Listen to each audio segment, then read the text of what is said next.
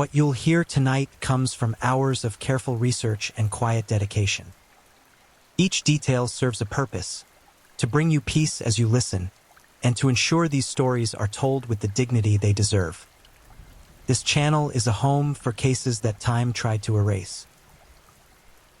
There are moments in life when the boundary between order and chaos becomes so thin that a single decision, a single breath, can determine which side of that line a person will fall. Most of us never come close to that edge.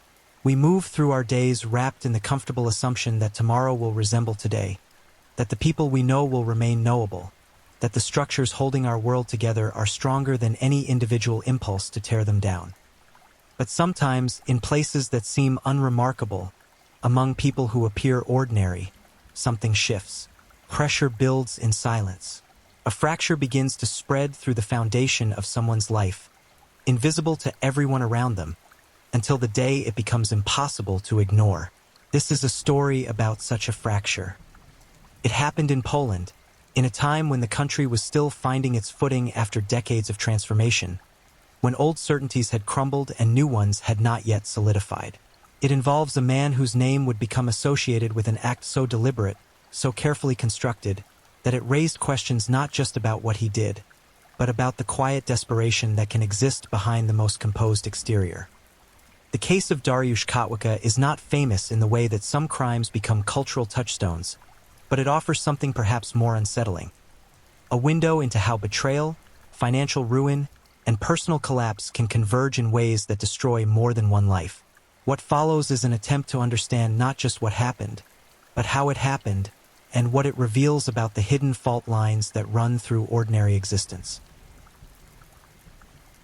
Welcome to True Crime Headquarters. This evening, we uncover disturbing cases where the truth lurked far beneath a harmless surface. Now, please take a moment to settle in. Breathe slowly. Let the outside world fade. This is the story of a gradual murder, the case of Dariusz Kotwicka. Now let's begin. Poland in the early 2000s was a country caught between identities. The Soviet era had ended more than a decade earlier, and the nation had joined the European Union in 2004, bringing with it promises of prosperity, stability, and integration with the wider world. For many, these were years of opportunity.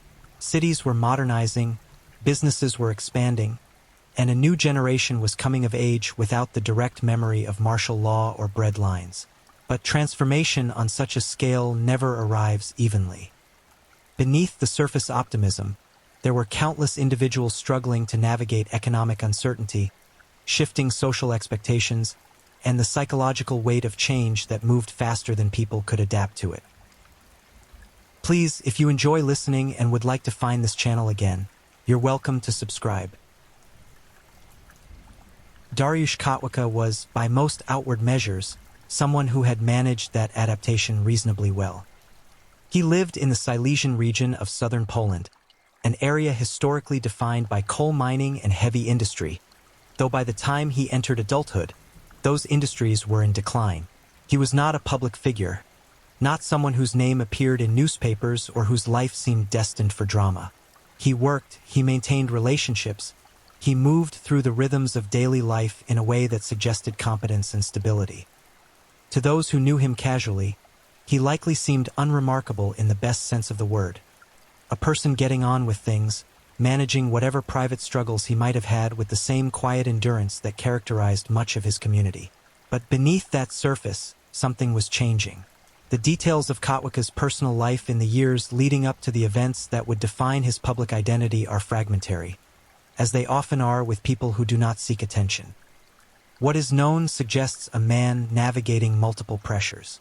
There were financial difficulties, the kind that accumulate gradually and then suddenly until the margin for error disappears entirely.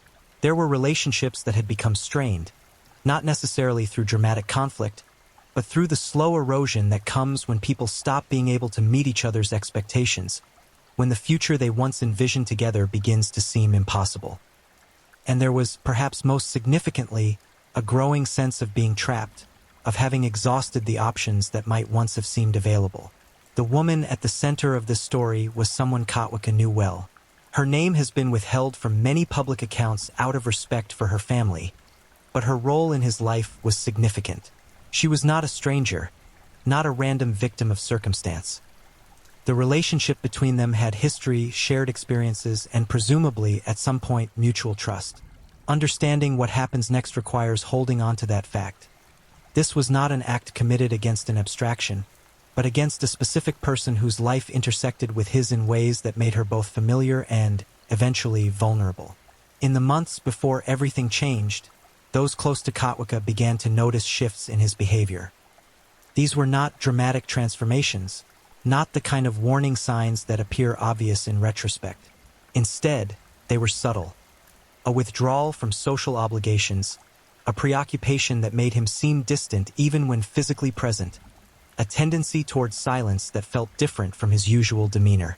Financial stress has a way of colonizing a person's thoughts, making it difficult to focus on anything else.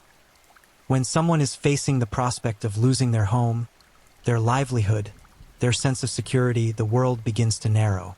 Conversations become harder to sustain. The future becomes harder to imagine. And sometimes, in that narrowed state, people begin to consider actions they would never have entertained under different circumstances. The Silesian region where this story unfolds is a landscape of contrasts. There are areas of industrial decay, where old factories stand silent and communities have had to reinvent themselves in the absence of the work that once defined them.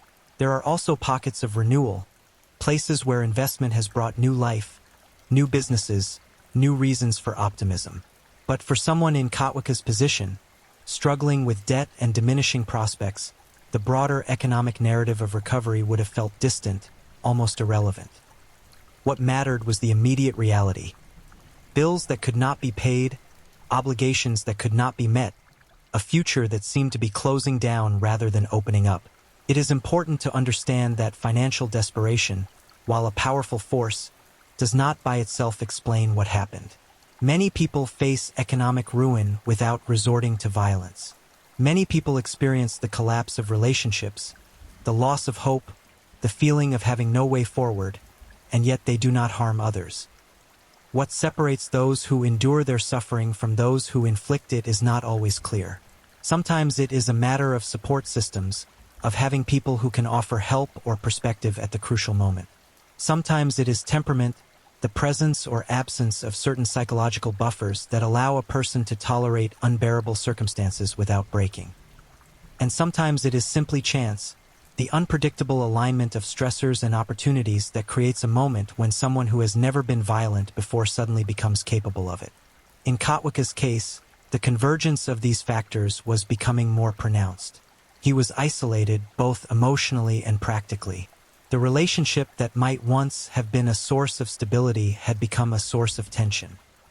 The financial pressures that might have been manageable with help had become overwhelming in their absence. And he was, it seems, beginning to formulate a plan. Not in a sudden flash of rage or panic, but deliberately over time, with the kind of careful consideration that suggests he had moved beyond desperation into something colder and more calculating. The woman who would become the victim of this plan continued to move through her own life, unaware of the danger forming around her. She had her own concerns, her own daily routines, her own understanding of the relationship she shared with Katwika.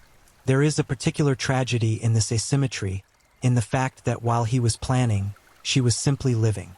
She could not have known what was coming because the person she thought she knew would never have been capable of it. And perhaps that is the most unsettling aspect of this story. Not that a person committed a terrible act, but that they were able to conceal their intentions so completely that the person closest to them had no warning, no chance to protect themselves, no opportunity to escape. By the time autumn arrived, the pieces were in place. Katwika had made his decisions. He had acquired what he needed. He had created the conditions that would allow him to act. And he was waiting for the right moment, the right circumstances, to set in motion something that could not be undone. The progression from thought to action is not instantaneous. There is a space between deciding to do something and actually doing it, a space where hesitation is still possible, where a person can pull back from the edge. For some, that space expands, filled with doubt and reconsideration until the impulse passes. For others, it narrows, compressed by urgency or determination until the moment of action arrives almost before they realize it. Dariush Kotwicka appears to have moved through that space with deliberation, not haste. What he was planning required preparation, required resources, required a kind of focused intent that does not arise spontaneously. This was not an act of sudden passion. It was something he had thought through, considered from multiple angles, and decided was both necessary and achievable. The method he chose reveals much about his state of mind. Rather than confrontation, he opted for deception. Rather than violence that would be immediate and obvious, he constructed a scenario that would unfold over time, that would create the appearance of accident or natural cause. He obtained substances that could be introduced into food or drink without immediate detection, substances that would act on the body in ways that might be attributed to illness or medical crisis rather than deliberate harm. This required research, required knowledge of what would work and how to administer it, required access to materials that are not casually available. It suggests that Kotwicka was not simply reacting to a moment of crisis, but engaging in a sustained effort to kill someone in a way that would allow him to escape responsibility. The victim's trust made this possible. She had no reason to suspect that the meals they shared, the drinks he prepared, the ordinary rituals of domestic life, had become instruments of her destruction.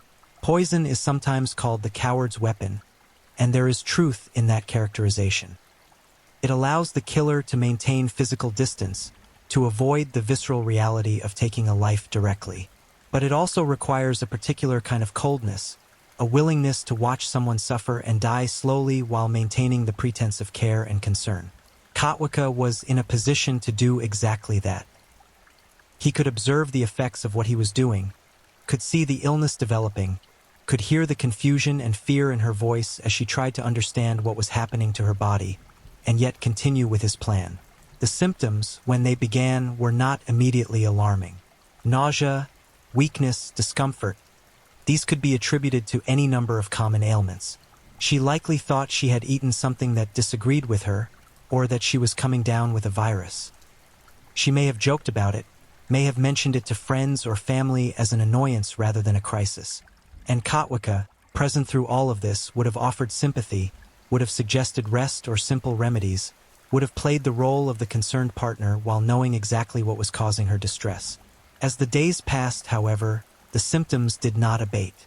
They intensified. What had seemed like a minor illness began to feel more serious. She may have consulted a doctor, may have undergone tests, may have received diagnoses that were incomplete or incorrect because the true cause was not something anyone thought to look for. Poisoning, especially with certain substances, can mimic a variety of medical conditions. The body's response to toxins can resemble kidney failure, liver dysfunction, severe infection, or neurological disease.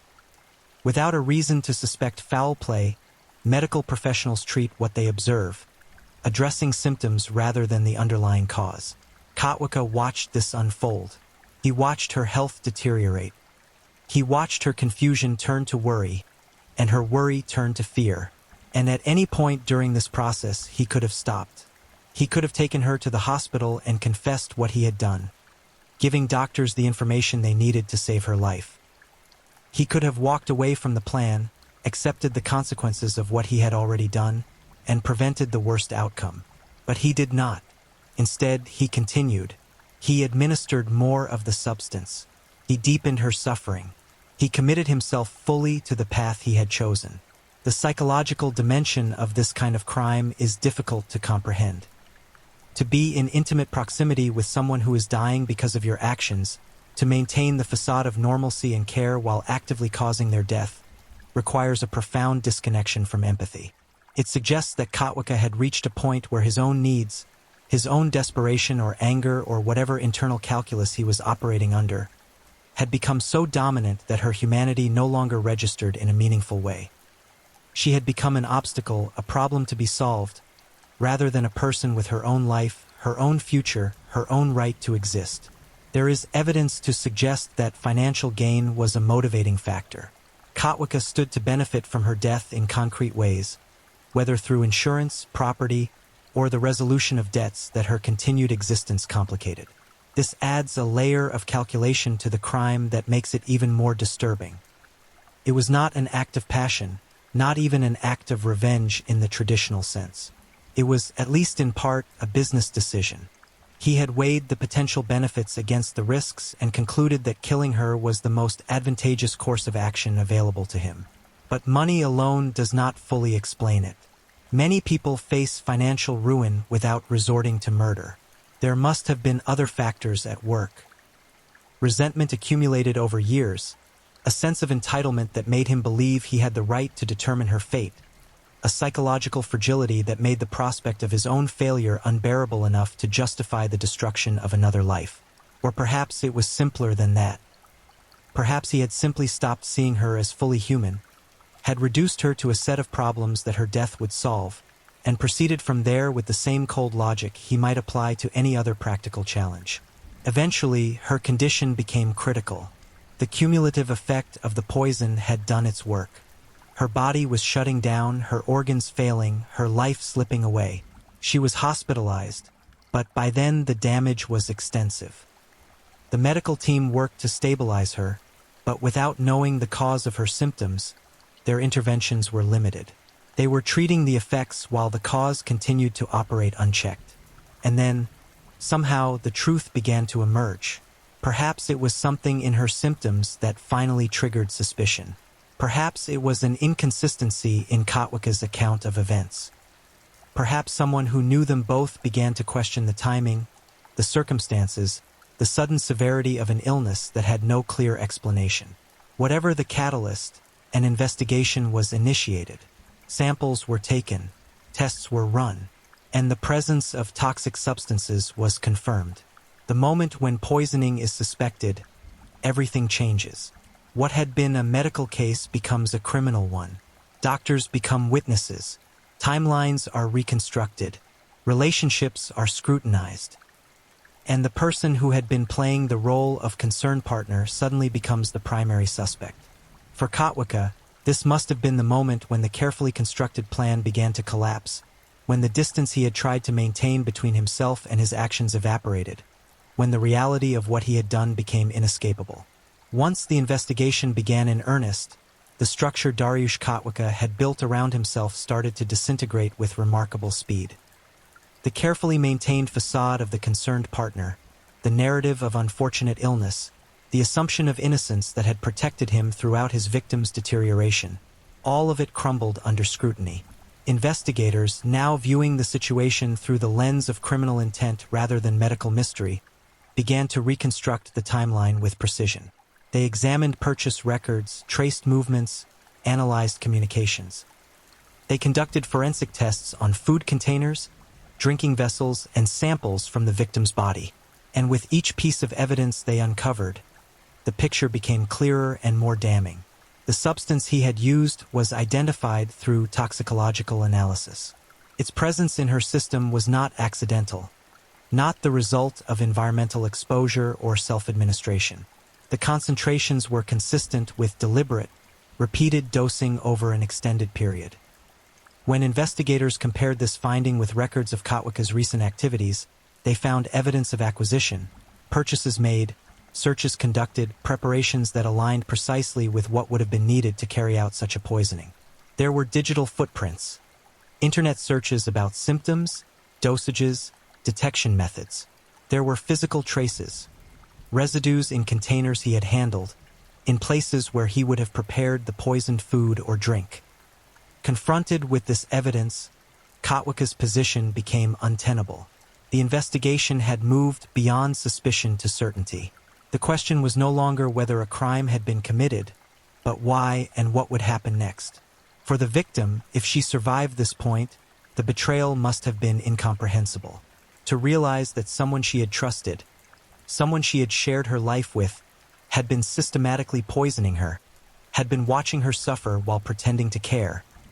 The psychological damage of such a revelation extends far beyond the physical harm. It shatters the foundation of trust that makes intimate relationships possible. It forces a re-examination of every interaction, every moment of vulnerability, every expression of affection, now recontextualized as potential deception. The legal process that followed was methodical. Kotwicka was arrested and charged with attempted murder or murder, depending on the victim's outcome. The sources vary on whether she survived the poisoning or succumbed to it, a detail that significantly affects the severity of the charges but not the fundamental nature of the crime.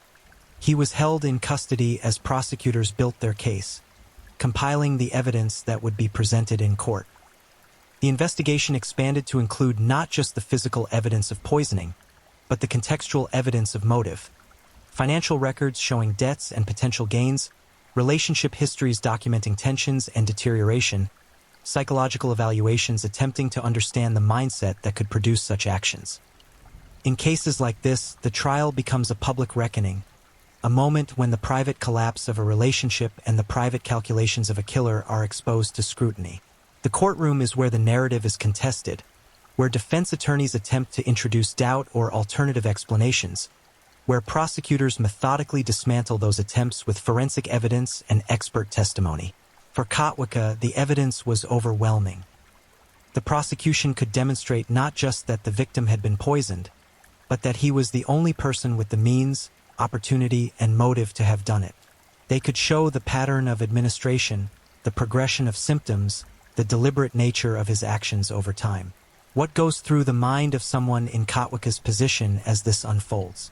Is there remorse, a genuine recognition of the harm caused, and a wish that it could be undone?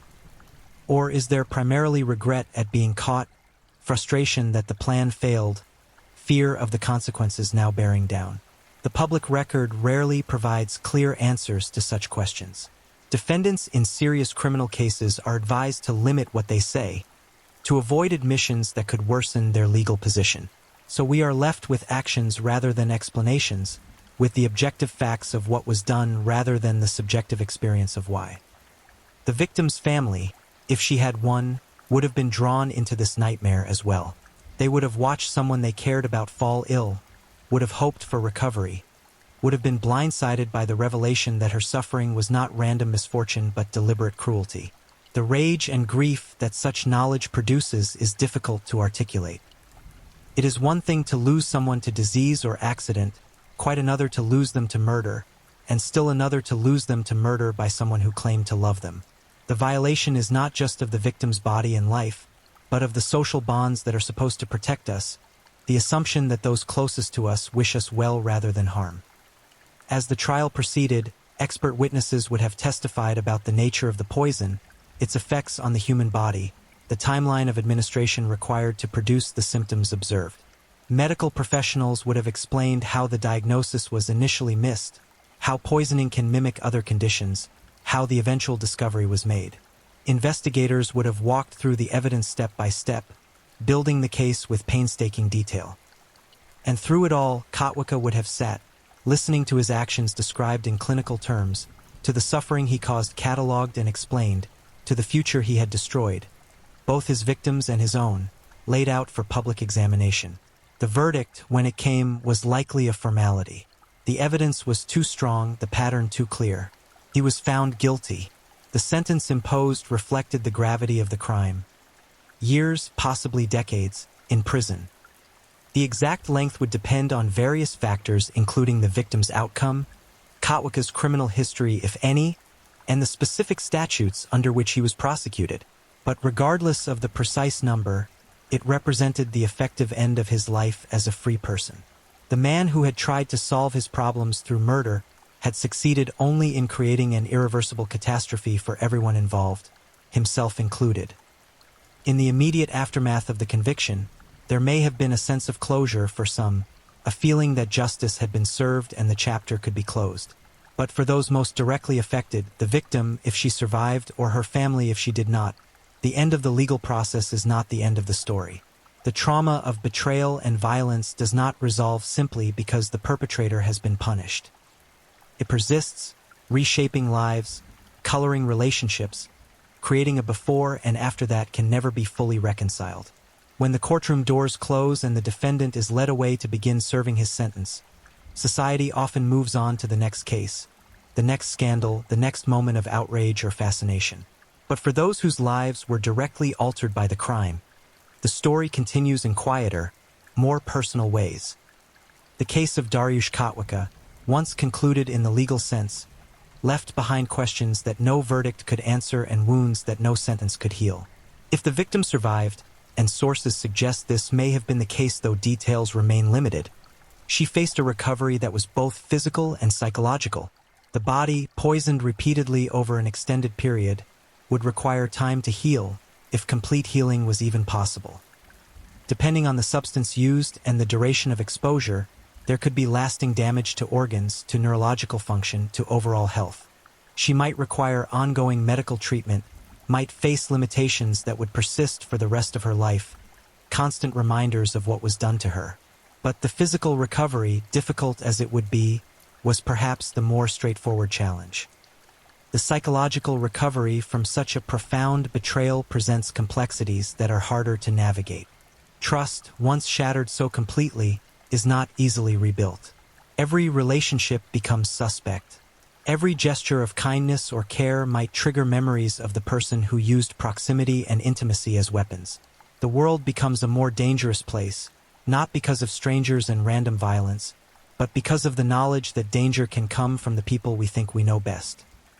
Survivors of intimate partner violence of any kind often struggle with self-blame, with the torturous question of whether they should have seen it coming, whether there were signs they missed or ignored. In cases of poisoning, this is compounded by the insidious nature of the crime. There were no violent confrontations to look back on and recognize as warning signs. There were no threats, no escalating arguments, nothing that fit the conventional narrative of domestic violence. There was simply a gradual illness, explained away as bad luck or medical mystery, until the truth emerged. How does someone make sense of that? How does someone learn to trust their own judgment again after being deceived so thoroughly? For Kotwicka, incarceration brought a different kind of reckoning. Prison is a space of forced reflection, where the routines and distractions that might have kept difficult thoughts at bay are stripped away. He would have had time, perhaps more than he wanted, to think about what he had done and why. Whether this led to genuine remorse or simply to regret at the consequences is impossible to know from the outside. Some people, confronted with the enormity of their actions, experience a transformation, a genuine moral awakening that leads them to spend the rest of their lives trying to atone. Others remain focused on their own suffering, on the injustice they perceive in having been caught and punished, never fully acknowledging the harm they caused. The Polish criminal justice system, like most modern systems, balances punishment with the possibility of rehabilitation. Even serious offenders are not sentenced to prison with the assumption that they will never rejoin society. There are programs, structures meant to address the behaviors and thinking patterns that led to the crime, to prepare inmates for eventual release. Whether Kotwicka engaged with these opportunities, whether he took responsibility for what he did or maintained a stance of denial or minimization, would significantly affect both his experience of incarceration and his prospects for the future. For the broader community, cases like this serve as uncomfortable reminders of how little we sometimes know about the people around us. Kotwicka was not a monster in any obvious sense. He lived among others, worked, maintained relationships, presented himself as ordinary. The revelation of what he was capable of forced those who knew him to reconsider their perceptions, to wonder what they might have missed or misunderstood. This is one of the unsettling aspects of such crimes. They collapse the distance we like to maintain between us and them, between the normal people we interact with daily and the criminals we read about in the news. When someone we know, or someone who seems knowable, commits an act of extreme violence, it raises questions about how well we ever really understand anyone.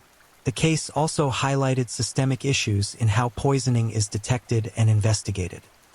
Medical professionals are trained to diagnose and treat illness, not to suspect that a patient's symptoms are being deliberately caused by someone they trust. This creates a vulnerability that poisoners exploit.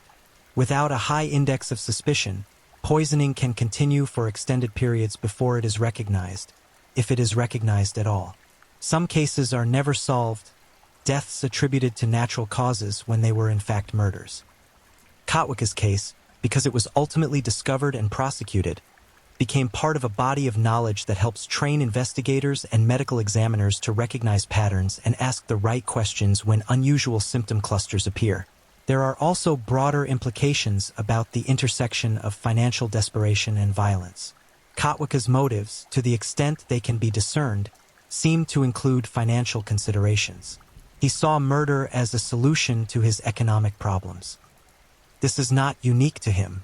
Many crimes, particularly those that occur within families or between intimate partners, have some element of financial stress involved. The question society faces is how to intervene before desperation turns to violence, how to provide support systems and safety nets that prevent people from reaching the point where killing someone else seems like a viable option. But these systemic questions, important as they are, can sometimes obscure the individual human dimensions of the case. At the center of this story is a person who was harmed, who suffered, who was betrayed in the most intimate way possible. Her experience, her pain, her struggle to rebuild her life in the aftermath is not just a data point in a larger discussion about crime and punishment. It is a specific tragedy, unique in its details even if familiar in its broad outlines. There are elements of this case that remain unclear, questions that may never be fully answered. The precise timeline of events, the exact substances used, the complete nature of the relationship between Kotwicka and his victim, these details are often protected by privacy laws or simply lost to the limitations of public reporting. What we are left with is a framework, a structure of events that allows us to understand the general shape of what happened without necessarily grasping every nuance. What can be said with certainty is that Dariusz Kotwicka made a choice. He chose to respond to whatever pressures he was facing by attempting to take another person's life. He chose deception over honesty, violence over negotiation, murder over any of the countless other paths he might have taken. And that choice, once made and acted upon, set in motion a series of events that destroyed multiple lives, his own included. The question of why remains partially unanswered. We can identify contributing factors, financial stress, relationship problems, personal psychology, but these do not fully explain the decision to kill. Many people experience the same pressures without resorting to violence. There is something in the intersection of individual character, specific circumstances, and particular moments that produces such acts, something that resists complete explanation even as we try to understand it. In the end, the case of Dariusz Kotwicka stands as a testament to the hidden capacities for both harm and endurance that exist within ordinary lives. It reminds us that the people we think we know may be harboring thoughts and intentions we cannot perceive, that trust is both necessary for human connection and a vulnerability that can be exploited. It forces us to confront the uncomfortable reality that some questions do not have satisfying answers, that some suffering cannot be fully comprehended or remedied, that some betrayals leave scars that never completely heal. The story does not offer easy lessons or clear resolutions. It simply is a record of what happened when one person's desperation or malice or broken psychology led them to choose murder, and the ripples of destruction that choice created.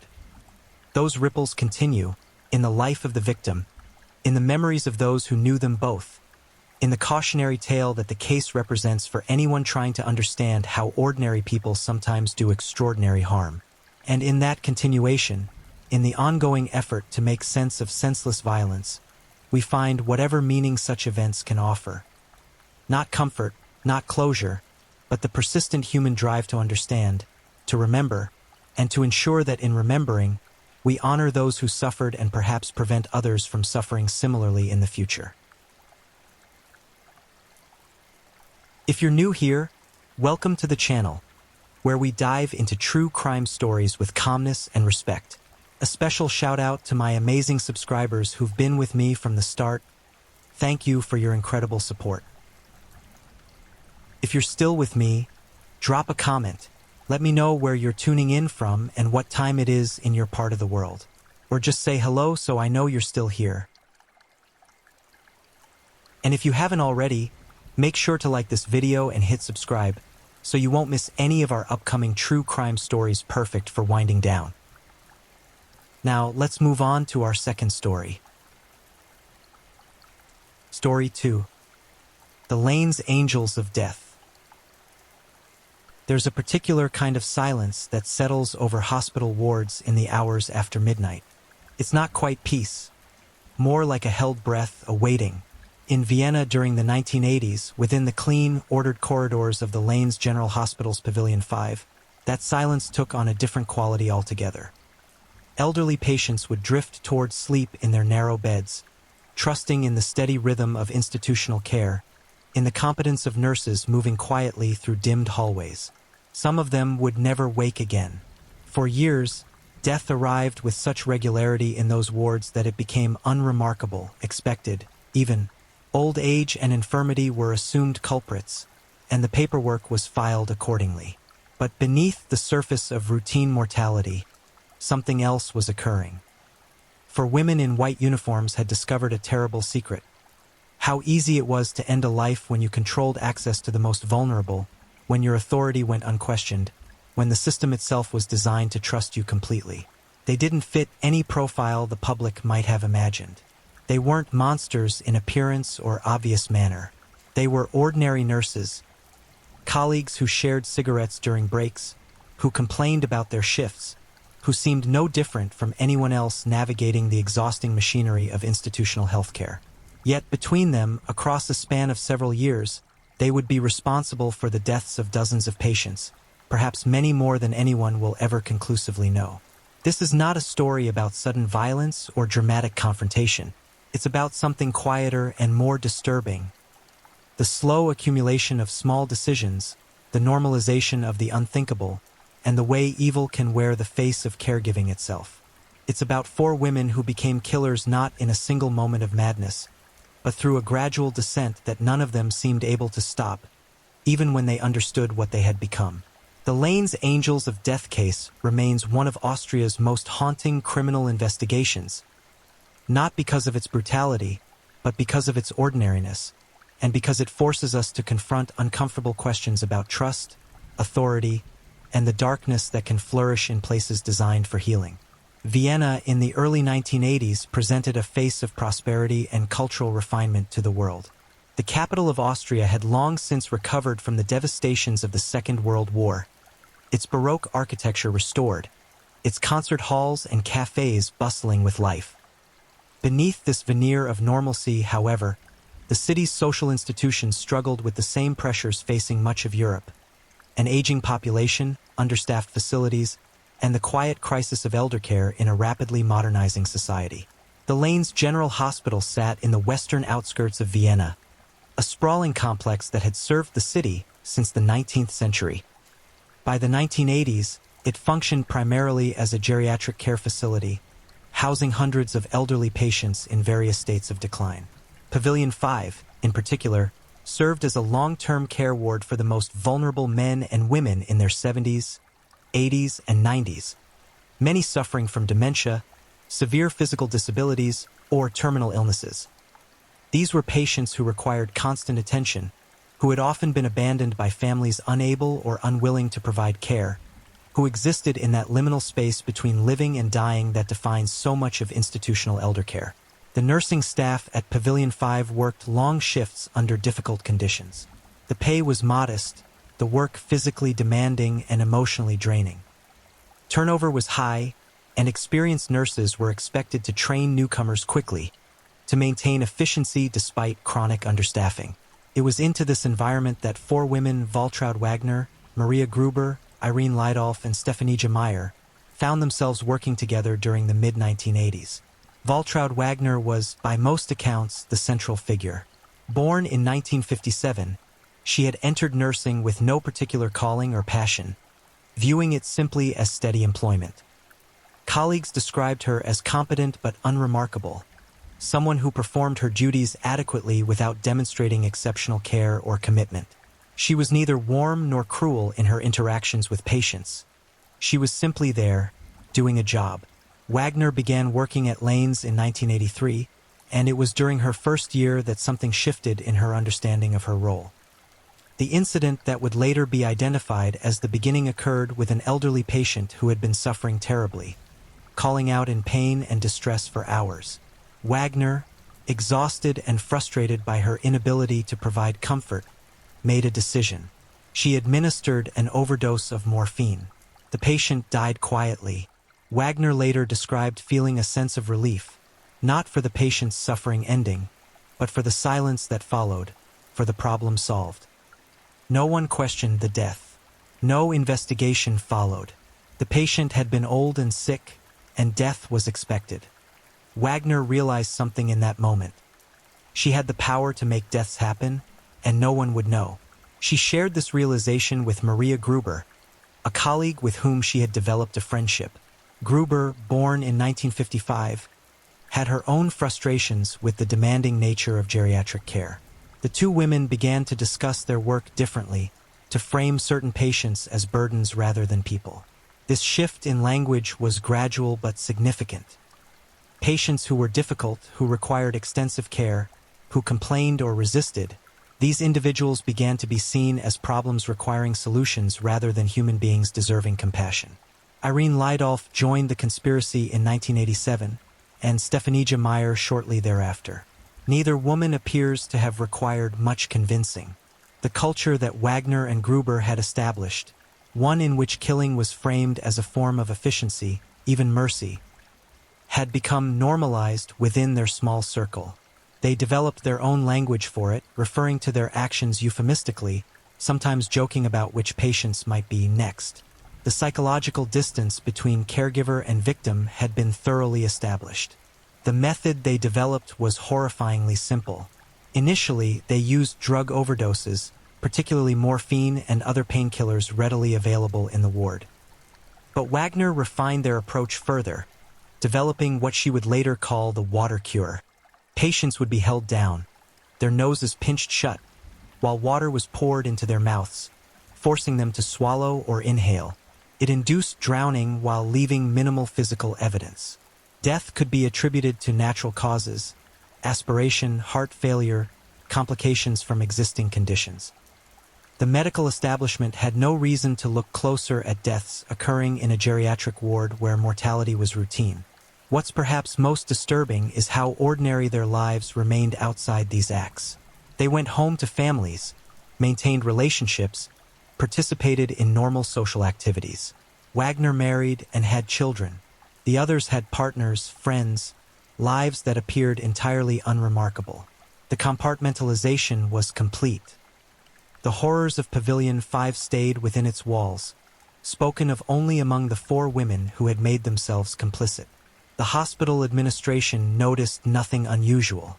Death rates in geriatric wards fluctuate, and Pavilion 5 statistics, while perhaps slightly elevated, raised no immediate alarm. Families of the deceased, when they existed and cared enough to inquire, were told what they expected to hear. Their elderly relative had died peacefully, succumbing to the conditions that had brought them to institutional care in the first place. Autopsies were rarely performed on patients who died of apparent natural causes in nursing homes. The system, in its routines and assumptions, had created perfect cover. By the end of the 1980s, Wagner, Gruber, Lydolf, and Meyer had killed dozens of patients. The exact number would never be fully established, partly because many potential victims had been cremated, partly because hospital records from that era were incomplete or had been disposed of according to standard retention policies. Conservative estimates suggested at least 49 victims. Some investigators believed the true number exceeded 200. The women themselves would provide conflicting accounts, sometimes boasting of higher numbers, sometimes minimizing their involvement. The truth lay somewhere in that terrible range, a body count that had accumulated over years of unchecked killing in a place meant for healing. For 6 years, the killings continued without interruption or discovery. The 4 women had achieved a rhythm, a terrible normalcy to their actions. But systems of deception, no matter how carefully maintained, contain their own instabilities. Human beings are not machines, and secrets, particularly secrets of this magnitude, exert psychological pressure that eventually finds release. The beginning of the end came not from careful investigation or medical scrutiny, but from the oldest source of institutional downfall, workplace gossip. By 1989, the 4 women had grown dangerously comfortable with their actions. What had begun in whispers and careful euphemisms had evolved into more open conversation, at least among themselves. They spoke about their work with a casualness that reflected how thoroughly they had normalized it. Wagner, in particular, had developed an arrogance about their activities, a confidence that they were untouchable. It was this overconfidence that proved fatal to their secrecy. In February 1989, during a late-night shift, Wagner and Gruber were overheard by a physician's assistant discussing a recent death in terms that made their involvement clear. The conversation was fragmented, heard through a partially open door, but the implications were unmistakable. The physician's assistant, a woman named Dr. Regina Kay, was initially uncertain about what she had heard. The content seemed impossible. Nurses discussing drowning a patient as if it were a routine procedure. She wondered if she had misunderstood, if the conversation had been taken out of context. Dr. Kay struggled with what to do with this information. She had no concrete evidence, only overhead fragments of conversation. To make such an accusation against colleagues without proof could destroy careers, including her own if she was wrong. The social dynamics of the hospital discouraged such disruptions. There was an unspoken code. You didn't accuse fellow staff members of serious wrongdoing without ironclad evidence. The institution protected itself, maintained its equilibrium, and whistleblowers often found themselves marginalized or dismissed. For several weeks, Dr. Kay said nothing, but the conversation haunted her, replaying in her mind during her own shifts. She began paying closer attention to deaths in Pavilion 5, noting their frequency, trying to discern patterns. What she observed troubled her further. The death rate seemed unusually high, and many of the deceased had been under the care of the same small group of nurses. Still, this could be coincidence. Geriatric wards experienced clusters of deaths, influenced by seasonal factors, infectious outbreaks, the simple mathematics of housing the extremely elderly and ill. The decision to act came when Dr. Kay overheard another conversation, this one more explicit. Wagner had been describing to a newer nurse how to perform the water cure, speaking with a clinical detachment that made the horror of it even more stark. This time, Dr. Kay felt she had no choice. She went to the hospital administration with her concerns, framing them carefully, acknowledging the preliminary nature of her observations but insisting that an investigation was warranted. The hospital's initial response was institutional self-protection. Administrators were skeptical, concerned about scandal, wary of the legal and reputational implications of such accusations. They conducted a quiet, internal review that was more focused on containing potential damage than uncovering truth. This review might have ended with nothing more than increased supervision and reassurances if not for the persistence of Dr. Kay and the involvement of one of the physicians who had been troubled by the death rate statistics. By early April 1989, enough concern had accumulated that hospital administrators felt compelled to contact the police. Even then, there was reluctance, a hope that police involvement would somehow exonerate the institution, prove the accusations unfounded, and allow things to return to normal. The Vienna police, for their part, approached the investigation with considerable skepticism. Medical professionals killing patients in their care on this scale seemed improbable, the stuff of sensational fiction rather than reality. Detective Franz Kral was assigned to lead the investigation. A methodical man with decades of experience, Kral understood that this case would require careful handling. There was no crime scene in the traditional sense, no physical evidence of foul play, only the statistical anomaly of death rates and the fragments of overheard conversations. He began by interviewing hospital staff, starting with those who had expressed concerns. The picture that emerged was troubling but still circumstantial. Several nurses and doctors mentioned feeling uneasy about the death rate in Pavilion 5, but no one had witnessed anything criminal. The culture of the institution, its emphasis on efficiency, its acceptance of high mortality in geriatric care, had obscured what was happening. Kral then turned his attention to the 4 nurses who had been most frequently mentioned in connection with patient deaths. He started with Stefanija Meyer, calculating that she might be the weakest link in the group, the most likely to break under questioning.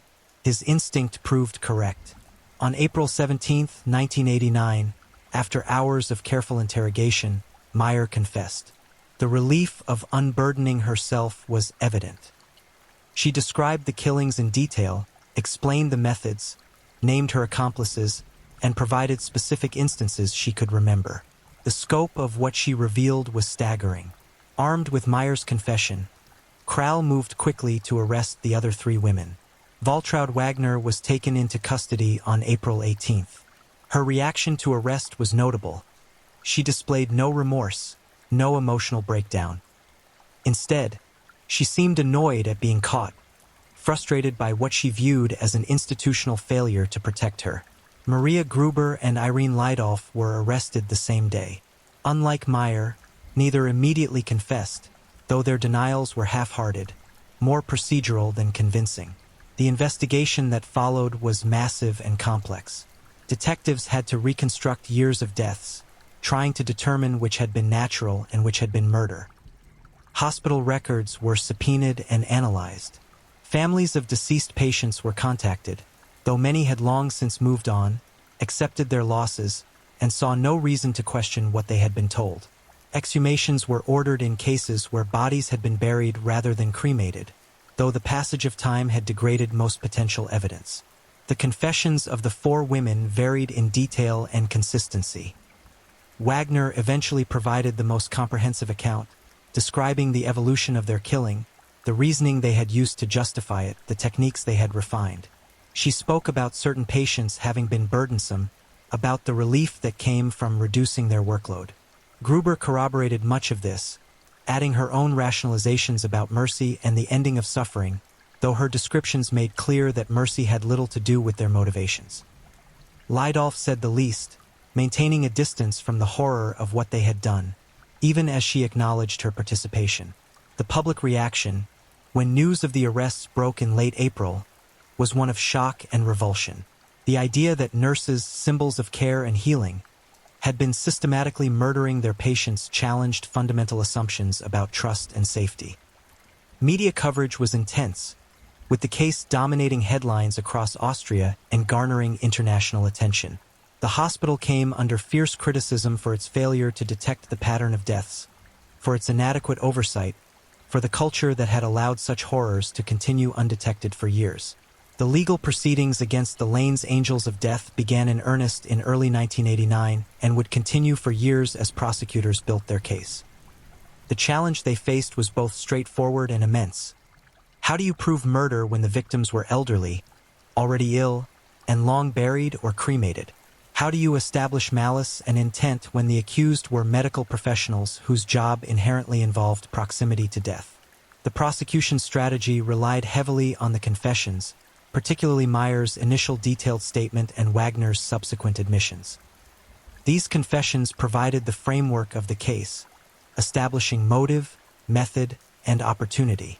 But confessions alone, especially in such an extraordinary case, required corroboration. The prosecution team, led by State Attorney Dr. Michael Kreutner, spent months building supporting evidence from multiple sources. Hospital records became crucial. Investigators created detailed spreadsheets tracking every death in Pavilion 5 from 1983 through 1989, cross-referencing them with nursing shift schedules. The pattern that emerged was damning. Deaths clustered around the shifts worked by Wagner, Gruber, Lydolf, and Meyer, particularly when multiple members of the group were working together. The statistical analysis showed that mortality rates on their shifts exceeded the ward average by a margin that could not be explained by chance or the random distribution of patient conditions. Medical examiners reviewed death certificates and autopsy reports from the small number of cases where autopsies had been performed.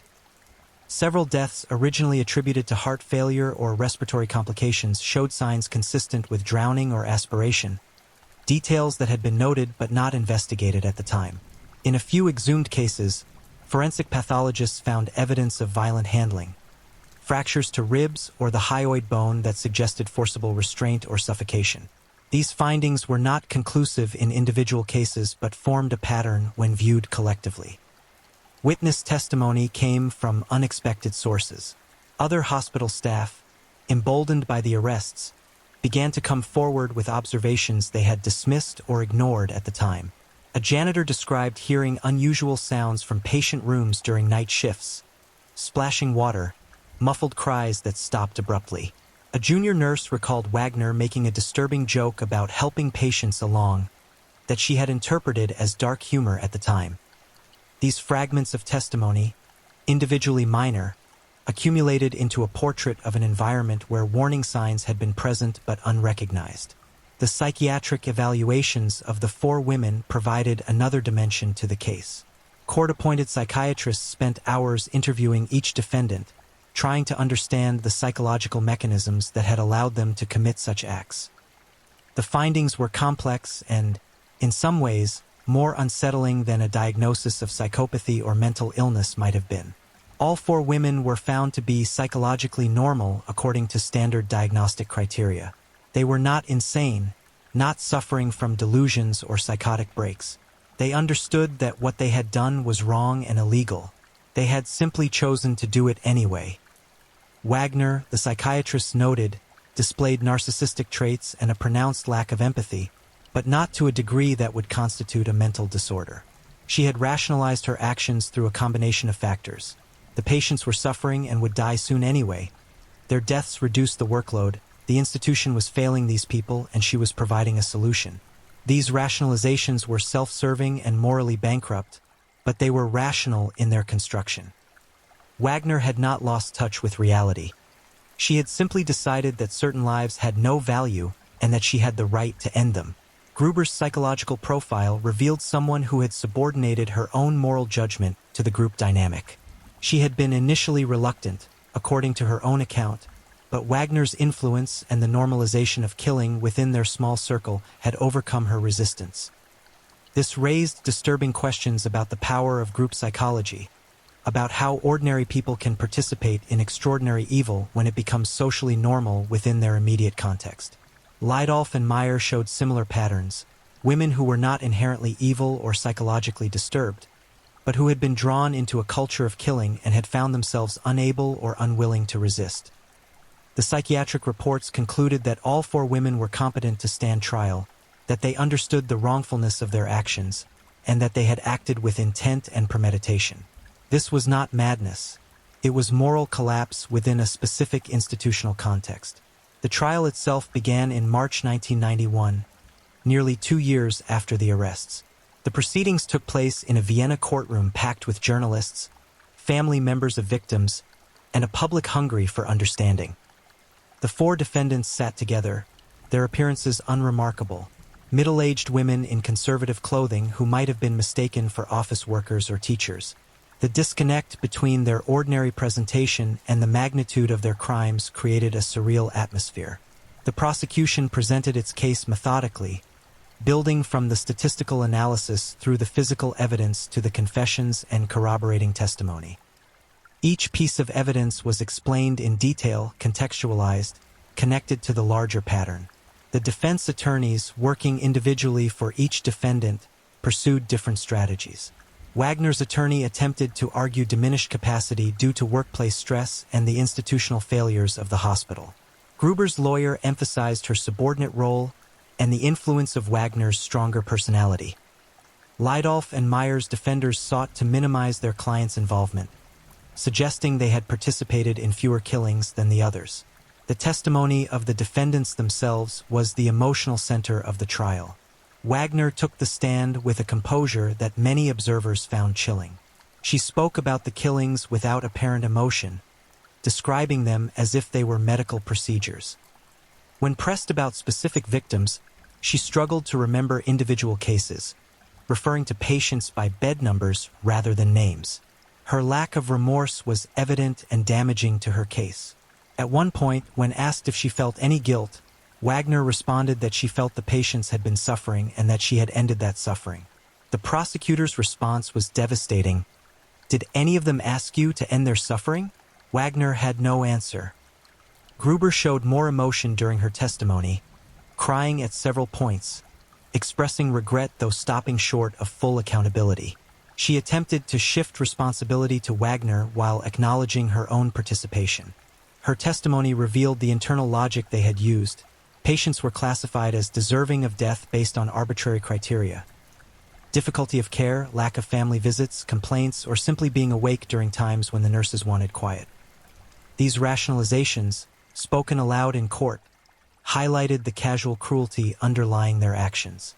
Family members of victims provided victim impact statements, though many families had difficulty articulating the complexity of their grief. Some felt guilty for having placed their relatives in institutional care in the first place. Others expressed rage at the betrayal of trust.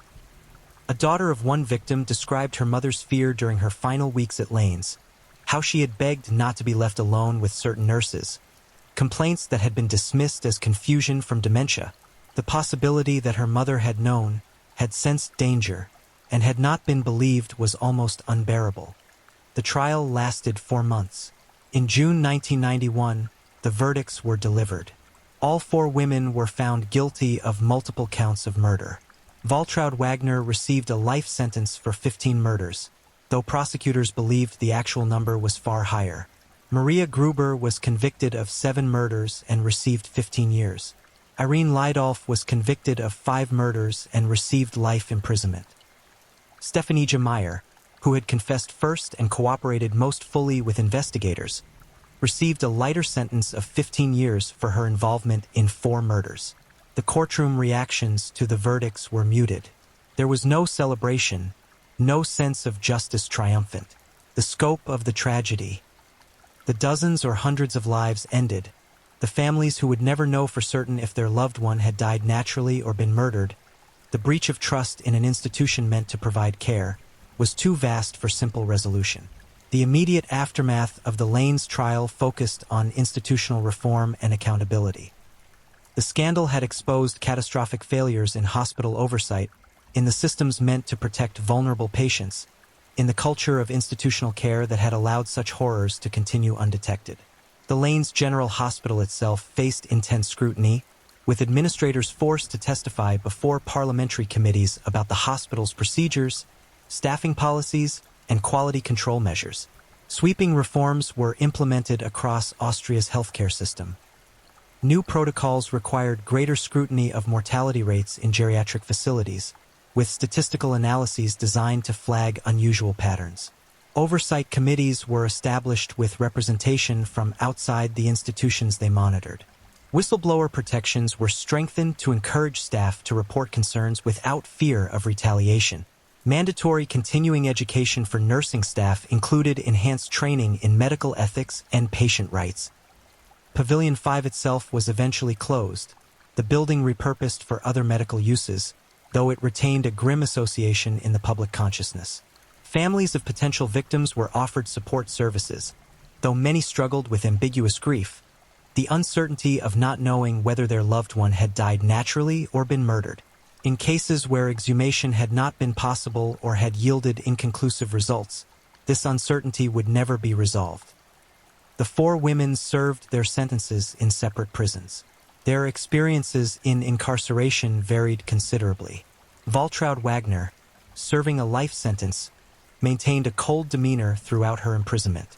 She participated minimally in rehabilitation programs and gave few interviews, though in one notable conversation with a prison psychologist in the late 1990s, she described having nightmares about her victims. Not expressions of guilt, she clarified, but annoyance at being disturbed by their presence even in sleep. This comment, reported in the media, reinforced public perception of her as fundamentally unrepentant. Maria Gruber, by contrast, appeared to experience genuine remorse as the years passed. She participated actively in therapy, earned educational certifications, and expressed in letters to the parole board a deepening understanding of the gravity of what she had done. Whether this represented authentic transformation or strategic positioning for early release remained a matter of debate among those monitoring her case. She was eventually released on parole in 2008 after serving 17 years, having earned time off for good behavior. Her release was controversial, with victims' families arguing that no amount of good behavior could compensate for the lives she had taken. Irene Lydolf also served her sentence with apparent compliance with prison regulations. She was released in 2008 as well, though she maintained a lower profile than Gruber and gave no public statements about her crimes or her time in prison. Stephanie Meyer, who had received the lightest sentence due to her cooperation with investigators, was released in 1997 after 8 years. She reportedly moved to a small town far from Vienna and sought to live anonymously. Though journalists occasionally tracked her down for interviews, she invariably declined. The case continued to resonate in Austrian society and beyond, studied by criminologists, medical ethicists, and healthcare administrators. It became a teaching case in nursing schools and medical programs, an example of how professional codes of conduct exist not as abstract principles, but as essential safeguards against the abuse of power inherent in caregiving roles. The phrase "Lane's Angels of Death" entered the cultural lexicon as shorthand for betrayed trust in medical settings. Academic studies of the case focused on several key questions. How had, for individuals, none with prior criminal histories or apparent psychological abnormalities, become serial killers? The consensus among researchers pointed to a combination of factors. The dehumanization inherent in institutional care settings where patients become beds and numbers rather than people. The extreme stress and burnout of underpaid, overworked nursing staff. The power differential that placed nurses in positions of absolute control over vulnerable individuals. And the group psychology that allowed the 4 women to normalize and reinforce each other's behavior. The concept of moral disengagement became central to understanding the Lane's case. Psychologist Albert Bandura's work on how people justify harmful actions to themselves proved particularly relevant. The nurses had employed several classic mechanisms of moral disengagement. Euphemistic labeling, calling murder helping or the water cure. Advantageous comparison, comparing patients' deaths to their suffering. Displacement of responsibility, blaming the institution for creating impossible working conditions. And dehumanization of victims, viewing patients as burdens rather than people.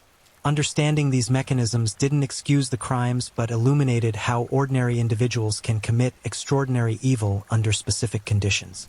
The case also sparked discussions about ageism in healthcare and society more broadly.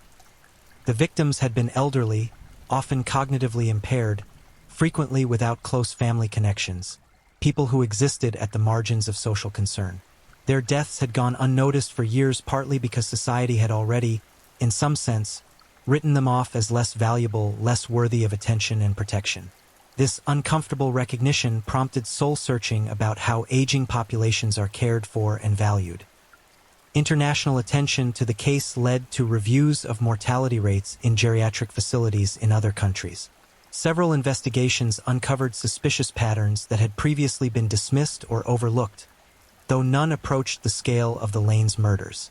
The case became a catalyst for improved oversight globally, though critics noted that many of the systemic problems that had enabled the killings, understaffing, inadequate pay for caregivers, the warehousing of elderly patients in institutional settings, remained largely unaddressed. For Vienna itself, the case represented a dark stain on the city's self-image. A place known for culture, refinement, and medical excellence had harbored one of Europe's worst cases of medical murder. The Lane's hospital complex, though still functioning, could never fully escape its association with the scandal.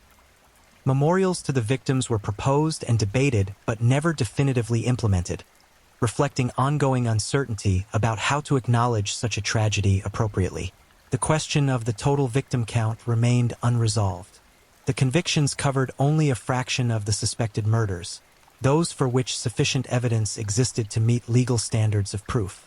Conservative estimates placed the number of victims at 49, based on confessions and corroborated evidence. But investigators believed the true number was significantly higher, potentially exceeding 100 deaths across the 6 years the women had operated. Without physical evidence from exhumations, with many potential victims cremated, with hospital records incomplete or destroyed according to standard retention policies, a definitive count would never be possible. This uncertainty added another layer of tragedy. Victims whose murders would never be officially recognized, families who would never receive even the cold comfort of legal acknowledgement. The Lane's case forces confrontation with uncomfortable truths about trust, power, and the capacity for evil in ordinary circumstances. The 4 women were not monsters in any conventional sense. They were not driven by sadism or sexual compulsion or any of the motivations typically associated with serial killers. They were simply people who found themselves in positions of power over the vulnerable, who made choices that spiraled into horror, who discovered that killing was easy when systems of oversight failed and when victims had no voice to protest. Perhaps the most disturbing legacy of the case is the question it leaves hanging. How many other similar situations exist, undetected, in institutional care settings around the world? The Lanes murders were discovered almost by accident, uncovered only because one physician's assistant happened to overhear the right conversation and chose to act on what she heard. How many other facilities' house staff who have made similar moral compromises, who have decided that certain lives are not worth protecting?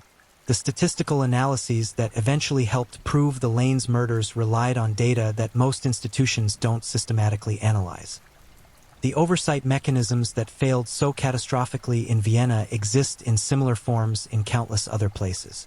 The 4 women who became the Lanes Angels of Death are aging now, those still living navigating their own elderly years. One wonders if they think about the irony, if they fear the vulnerability they once exploited in others. Waltraud Wagner remains imprisoned as of the last public records, her life sentence unlikely to ever be commuted. The others have disappeared into whatever anonymity they can find, carrying the weight of their crimes into whatever years remain to them. The patients they killed are mostly forgotten beyond their immediate families, reduced to numbers in a criminal case, to statistics in academic studies. They were people with full lives before illness and age brought them to Pavilion 5. Mothers and fathers, workers and dreamers, individuals with stories that deserve to be more than footnotes to their murders. The final tragedy of the Lanes case may be that even in remembering it, in studying it, in trying to learn from it, we risk perpetuating the dehumanization that made it possible. The victims become abstractions, teaching examples, while the killers receive the perverse immortality of infamy. What remains is a story that refuses easy conclusions, that resists the comforting narratives we prefer about good and evil, about justice and closure. The Lanes Angels of Death case stands as a reminder that horror can wear the most ordinary faces, that evil can flourish in the most mundane environments, and that vigilance, compassion, and respect for human dignity are not abstract principles but essential bulwarks against the darkness that exists not in monsters, but in ourselves. If you're enjoying these stories, don't forget to leave a comment. I'd love to hear where you're tuning in from and what time it is in your part of the world. And if you haven't already, be sure to like this video and subscribe so you don't miss the next true crime story to help you drift off to sleep.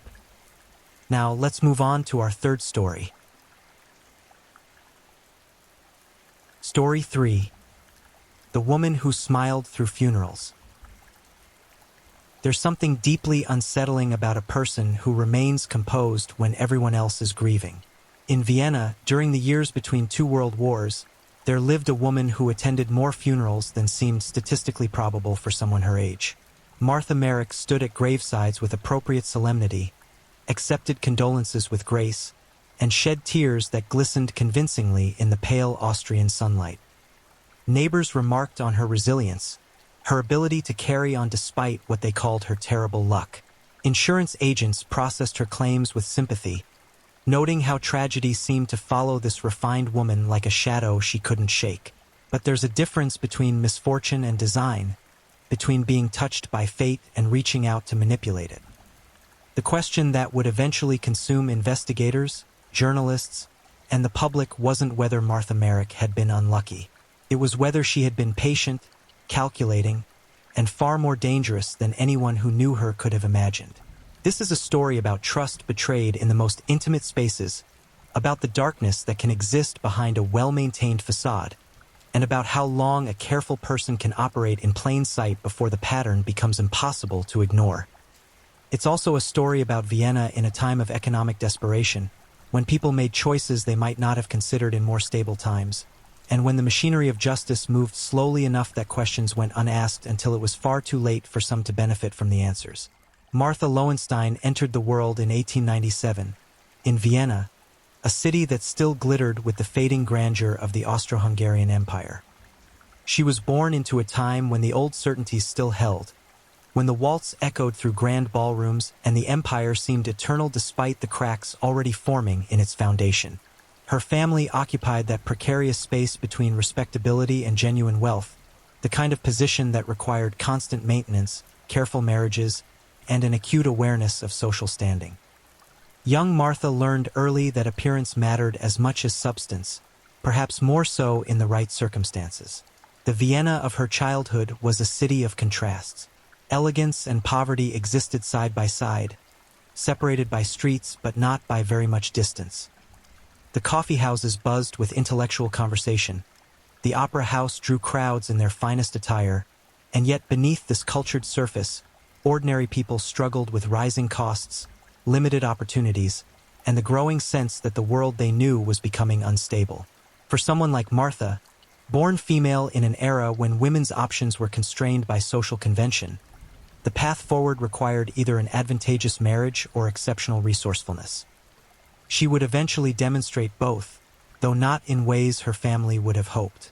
Her education was typical for a girl of her class, focused on accomplishments that would make her an attractive prospect in the marriage market.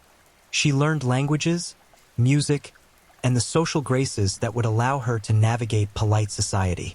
Those who knew her in these years remembered a girl who was pleasant enough, neither particularly remarkable nor notably troubled. She had a talent for blending in, for saying the right things to the right people, for presenting herself as exactly what her audience expected to see.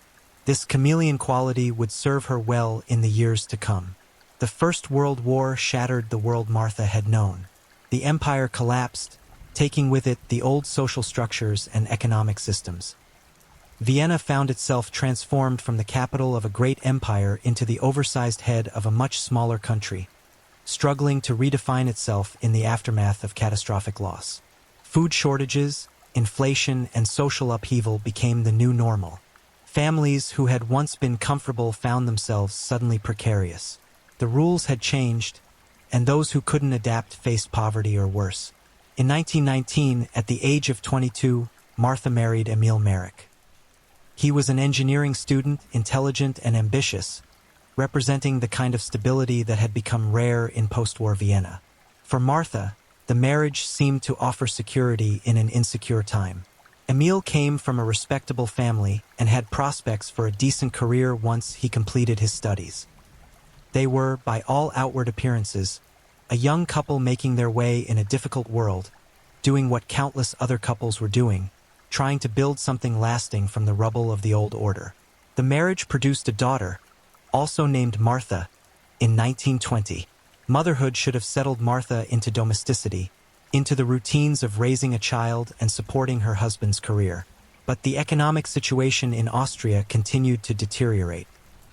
Hyperinflation wiped out savings almost overnight. The middle class found themselves in a desperate scramble to maintain their standard of living. Emil's prospects, while real, would take time to materialize into actual income. The Merrick household, like so many others, felt the constant pressure of bills that couldn't quite be paid, of aspirations that exceeded resources.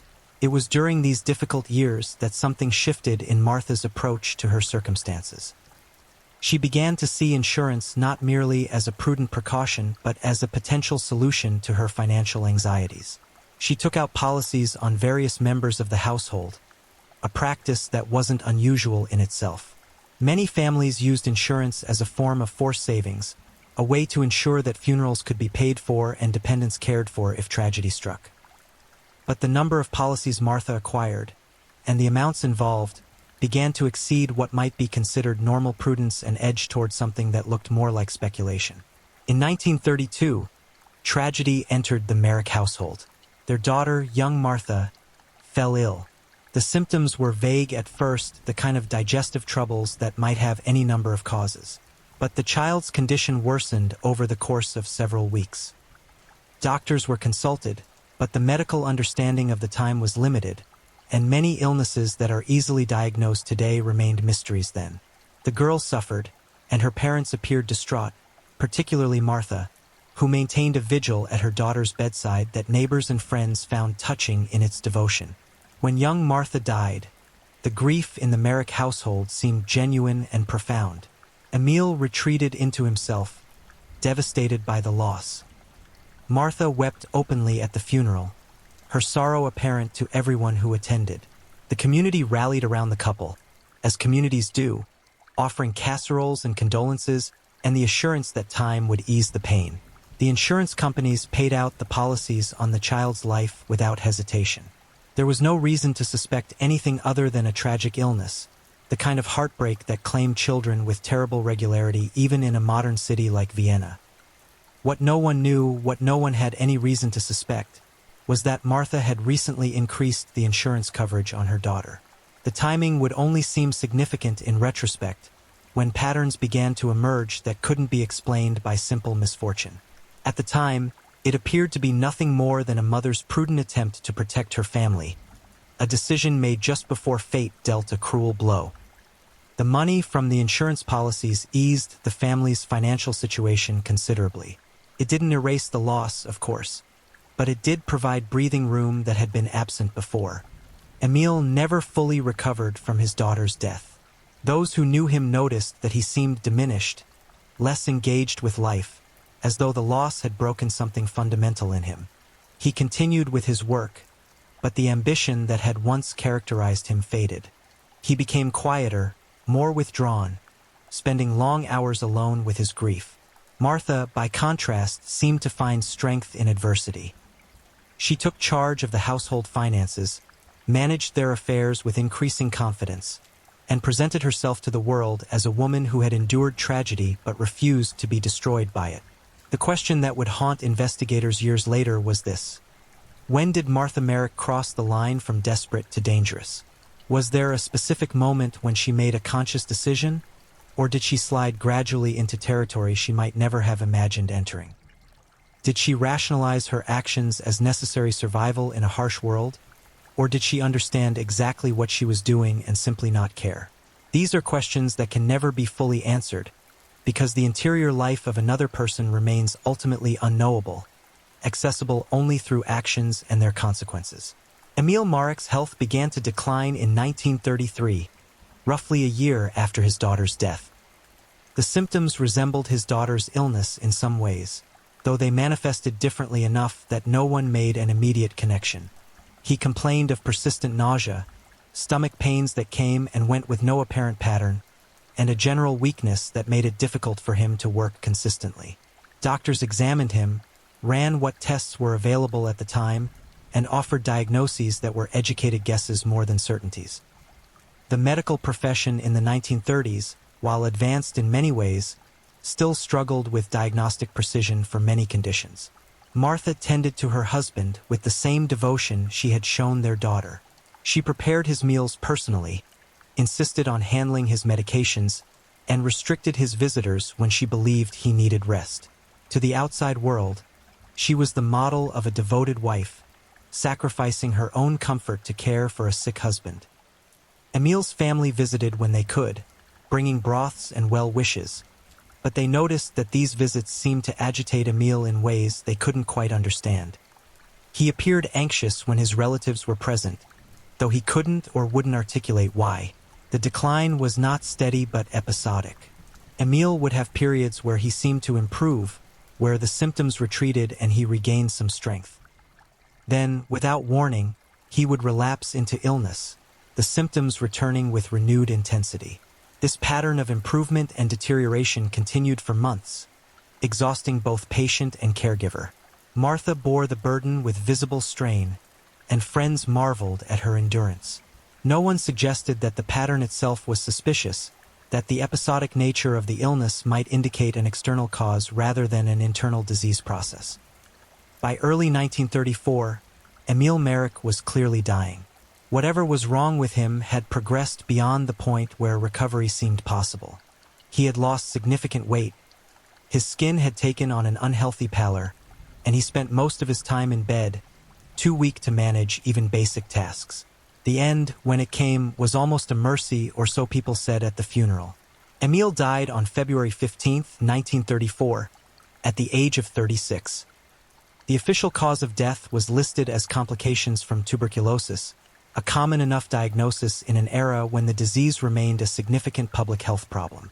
Martha grieved appropriately, accepted condolences gracefully, and managed the funeral arrangements with admirable composure. The insurance policies paid out substantial sums, enough to ensure that Martha would not face immediate financial hardship. She had been a good wife, everyone agreed, devoted until the end, and she deserved some security after enduring such losses. If anyone noticed that Martha had taken out additional insurance on Emil in the months before his death, they didn't find it remarkable. Insurance was simply good planning, a responsible way to prepare for contingencies. What happened next might have struck observers as strange if they had been paying close attention, but grief affects people differently, and Martha's choices seemed explainable in the context of her losses. Rather than withdrawing into mourning, she opened her home to lodgers, a practical decision given her need for income. The house had empty rooms now, and renting them out made financial sense. Over the next few years, several people came to live in Martha Marek's house, occupying the rooms that had once belonged to her husband and daughter. The first lodger was Suzanne Lowenstein, a relative who needed somewhere to stay while she looked for work in Vienna. Suzanne was healthy when she moved in, a young woman in the prime of life with no history of serious illness.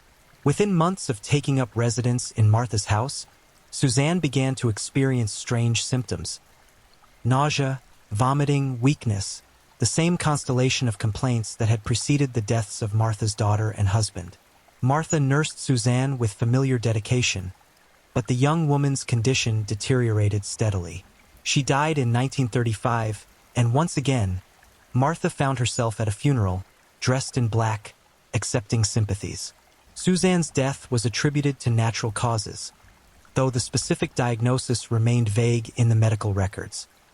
The doctors who treated her in her final illness couldn't point to a definitive pathology, but people died of mysterious ailments all the time, and the medical profession was accustomed to writing death certificates that reflected uncertainty. Martha had, of course, taken out an insurance policy on Suzanne, a gesture she explained as wanting to ensure her relative could have a proper funeral if anything happened. The insurance company paid out without question. The pattern continued. Another lodger, a man named Felix Kupriewicz, moved into Martha's house. He was a colleague from one of Martha's occasional jobs, someone who needed temporary accommodation while sorting out his own living situation. Felix was in good health when he arrived.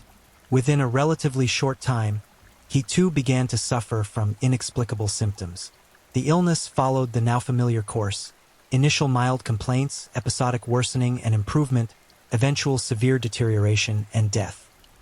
The timeline was compressed compared to Emil's illness, as though the process had been refined, made more efficient. Felix died in 1936.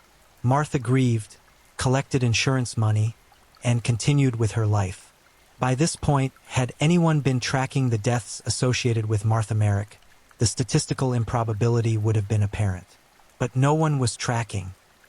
The deaths had occurred over several years, had been attributed to various natural causes, and there was no central mechanism for recognizing patterns across different insurance claims and medical records. Martha operated in the gaps of bureaucratic systems that didn't communicate with each other effectively. But patterns, even when unrecognized by authorities, don't go unnoticed by everyone. Neighbors had begun to whisper. Not accusations exactly, but observations about the unusual number of funerals connected to Martha's household. People joked, darkly, about the house being unlucky, about how they wouldn't want to rent a room there. These conversations remained in the realm of gossip, though not serious suspicion. Death was common enough in the 1930s, and coincidences happened.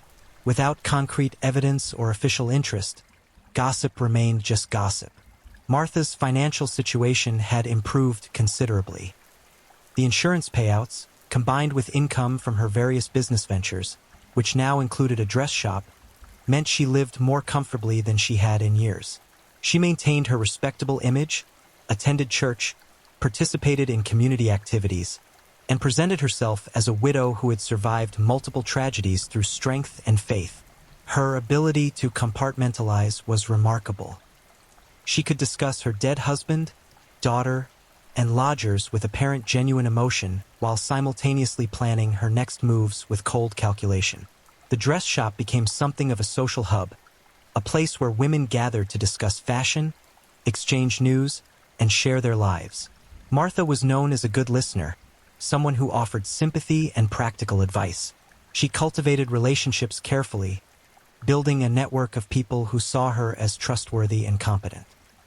This social capital would serve as a buffer when questions finally began to be asked, because people are reluctant to believe terrible things about someone they think they know. In 1937, Martha made a decision that would eventually prove catastrophic for her. She took in an elderly woman named Franziska Kittenberger as a lodger.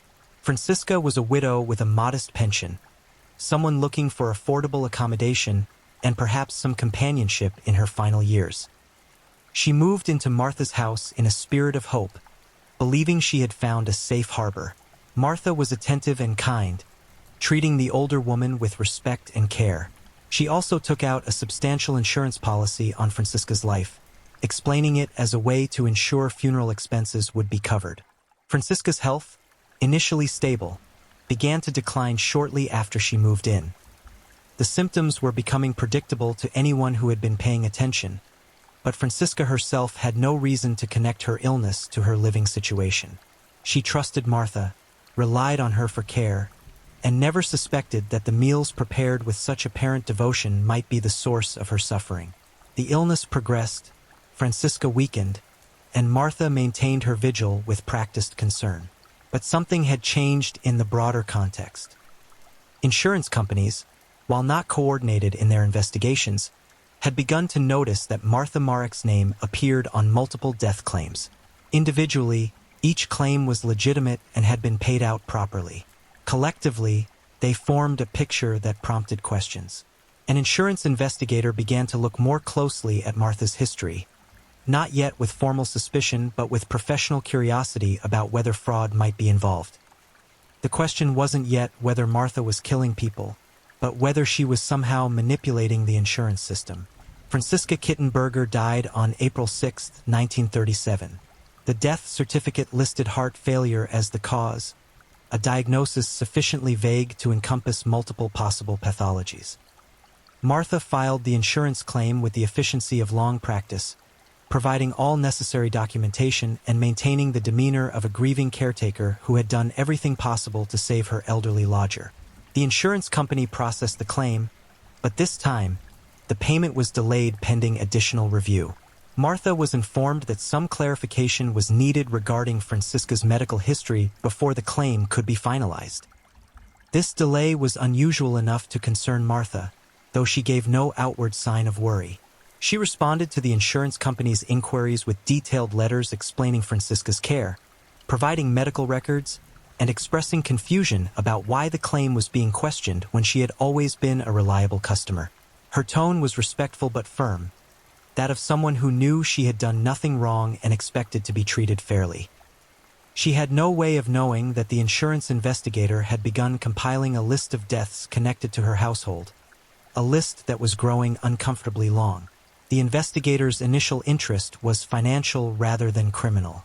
Insurance fraud was common enough, and the pattern suggested that Martha might be somehow hastening deaths or misrepresenting the health of insureds to collect payouts. But as the investigator dug deeper, consulting with colleagues and reviewing the case files more carefully, the implications became darker. The sheer number of deaths, their similar presentations, and the consistent presence of insurance policies suggested something more sinister than fraud. It suggested murder. The decision to involve the police was not made lightly. Accusations of murder, especially against a woman who appeared respectable and who had the sympathy of her community, required substantial evidence. But the insurance investigator brought his findings to the Vienna police in mid-1937, presenting them with a pattern that demanded explanation. The police assigned the case to a detective named Karl Schieder, a methodical investigator known for his patience and attention to detail. Schieder began his work by reviewing all available documentation, building a timeline of deaths and insurance policies that stretched back to 1932. What Schieder found was disturbing in its consistency. Each victim had been insured shortly before falling ill. Each had died of symptoms that shared significant similarities despite different official diagnoses. Each death had benefited Martha Merrick financially. The pattern was clear enough to warrant further investigation, but patterns alone don't prove murder. Sheeter needed physical evidence, something concrete that would demonstrate how the deaths had been caused. He made the decision that would crack the case wide open. He requested that Franziska Kittenberger's body be exhumed for autopsy. The exhumation took place in the summer of 1937. Forensic pathology was still developing as a science, but toxicology had advanced enough to detect certain poisons even in decomposed tissue.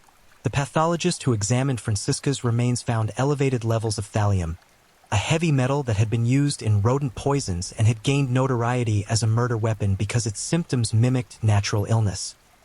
Thallium poisoning caused exactly the kind of gastrointestinal distress, weakness, and eventual organ failure that Franziska and the others had experienced before death.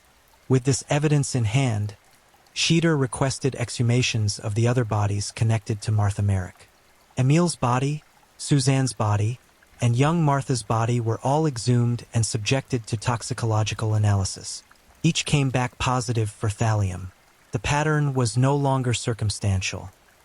It was a series of murders, methodically executed over the course of 5 years, carefully disguised as natural deaths, and committed by a woman who had appeared to be nothing more than unlucky. Martha Merrick was arrested on July 12, 1937. The arrest was conducted quietly, without fanfare, Sheeter and his colleagues arriving at her home in the morning and informing her that she needed to come to the station for questioning. Martha maintained her composure, asking calmly what this was about, expressing confusion and a willingness to cooperate with whatever the police needed. She was dressed well, her hair neat, her expression one of puzzled concern rather than fear. She appeared, in that moment, exactly like what she had always claimed to be, a respectable widow caught up in some misunderstanding. The interrogation lasted for days. Sheeter was patient, laying out the evidence piece by piece, allowing Martha to see how thoroughly her pattern had been documented. He showed her the toxicology reports, the insurance records, the timeline that connected each death to a recent policy. Martha denied everything. She claimed coincidence, bad luck, and suggested that if there was poison in the bodies, someone else must have administered it without her knowledge. She wept at appropriate moments, expressed horror at the accusations, and insisted that she had loved each person who had died in her care. But Sheeter had one more piece of evidence that he had held in reserve. During a search of Martha's house, investigators had found a tin of rat poison containing thallium hidden in a cupboard in the kitchen. The poison was identical to the compound found in the victims' bodies. When confronted with this, Martha's composure finally cracked. She didn't confess, exactly, but her denials became less certain, more fragmented. She claimed she had bought the poison for rats, that she had never used it on people, that someone must have tampered with it to frame her. The case against Martha Merrick was built on physical evidence, witness testimony, and the sheer improbability of so many deaths occurring by chance in one household. Neighbors testified about the pattern they had noticed, about their dark jokes regarding the unlucky house. Insurance agents testified about the policies and their timing. Medical experts testified about thallium poisoning and how its symptoms could be mistaken for various diseases. The prosecution constructed a narrative of a woman driven by financial need and perhaps psychological compulsion to systematically murder those closest to her. Martha's trial began in December 1937, just months after her arrest. The proceedings drew significant public attention.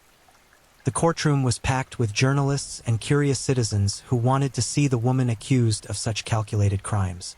Martha appeared each day dressed conservatively, her demeanor calm, occasionally dabbing at her eyes with a handkerchief. She maintained her innocence throughout, though her testimony was often contradictory and failed to explain away the physical evidence. Her defense attorney argued that the evidence was circumstantial, that the presence of poison in the house didn't prove she had administered it, and that the deaths could have resulted from environmental contamination or other sources. The prosecution's case was devastating in its thoroughness. They demonstrated means, motive, and opportunity for each murder. They showed how Martha had systematically taken out insurance policies, how she had controlled access to the victims during their illnesses, how she had prepared their food and managed their care. They presented the rat poison as the murder weapon and the victims' bodies as proof of its use. The jury deliberated for less than a day before returning guilty verdicts on all counts of murder. The sentence was death. Austria still used capital punishment in 1937, and the brutality of Martha's crimes, the premeditation involved, and the vulnerability of her victims all argued against mercy.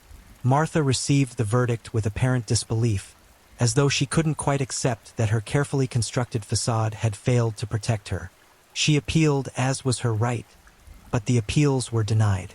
The evidence was too strong, the pattern too clear, the physical proof too definitive. Martha Merrick was executed by guillotine on December 6, 1938, at the Vienna Regional Court. She was 41 years old. Contemporary accounts of her final days describe a woman who alternated between resignation and defiance, who occasionally admitted to actions she had long denied but never expressed genuine remorse in a way that satisfied observers. She wrote letters to family members that contained apologies mixed with justifications, explanations of how difficult her life had been, how the world had given her no options, how she had done what she felt necessary to survive. The question of exactly how many people Martha Merrick killed remains unresolved. She was convicted of 4 murders: her daughter, her husband, and 2 lodgers. But investigators suspected there might have been others, earlier victims whose deaths had been attributed to natural causes before anyone thought to look for patterns. Some of Emil's relatives died during the period when Martha had access to them, their deaths at the time seeming unremarkable but taking on a different character in retrospect. The true number may never be known with certainty. The case prompted changes in how Austrian authorities monitored insurance claims and death certificates. The idea that one person could kill multiple times over several years without detection was disturbing to a society that prided itself on order and thoroughness. New protocols were implemented to flag multiple claims from the same beneficiary, to coordinate information between insurance companies and medical examiners, and to ensure that unusual patterns of death would trigger investigation earlier. These reforms came too late for Martha's victims, but they potentially prevented future cases from developing as far. Public fascination with the case endured long after Martha's execution.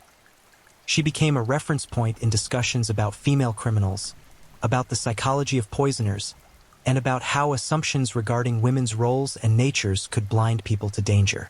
Martha had operated successfully for years in part because she fit expectations of what a woman should be: nurturing, caring, devoted to family and home.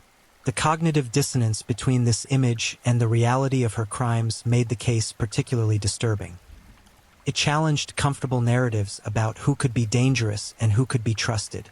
Psychological experts who examined the case from a distance, without ever having the opportunity to evaluate Martha directly, offered various theories about her motivations. Some suggested she was a psychopath, someone incapable of empathy who saw other people purely as means to her own ends. Others argued that extreme economic stress had warped her thinking, that desperation had led her down a path she might never have considered in more stable circumstances. Still others wondered about a possible addiction to the power involved in controlling life and death, in watching people trust her while she destroyed them.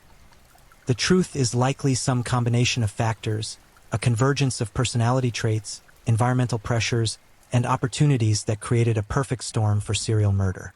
Martha was intelligent enough to plan carefully and patient enough to execute her plans over years. She understood human psychology well enough to manipulate trust and deflect suspicion. She lived in a time and place where the systems designed to catch such crimes were inadequate to the task. And she appears to have possessed whatever psychological quality allows someone to watch people suffer and die without being moved to stop. What remains haunting about the Martha Merrick case is how ordinary she appeared. She wasn't an obviously disturbed individual whose behavior signaled danger. She was a neighbor, a shopkeeper, a widow, a mother, someone who could have been anyone in the community. Her victims trusted her completely, never suspecting that the person caring for them was actually killing them. This betrayal of intimate trust, this weaponization of caregiving, represents a particular kind of horror that resonates deeply in human psychology. The house where the murders took place stood for many years after Martha's execution, developing a reputation in the neighborhood as cursed or haunted.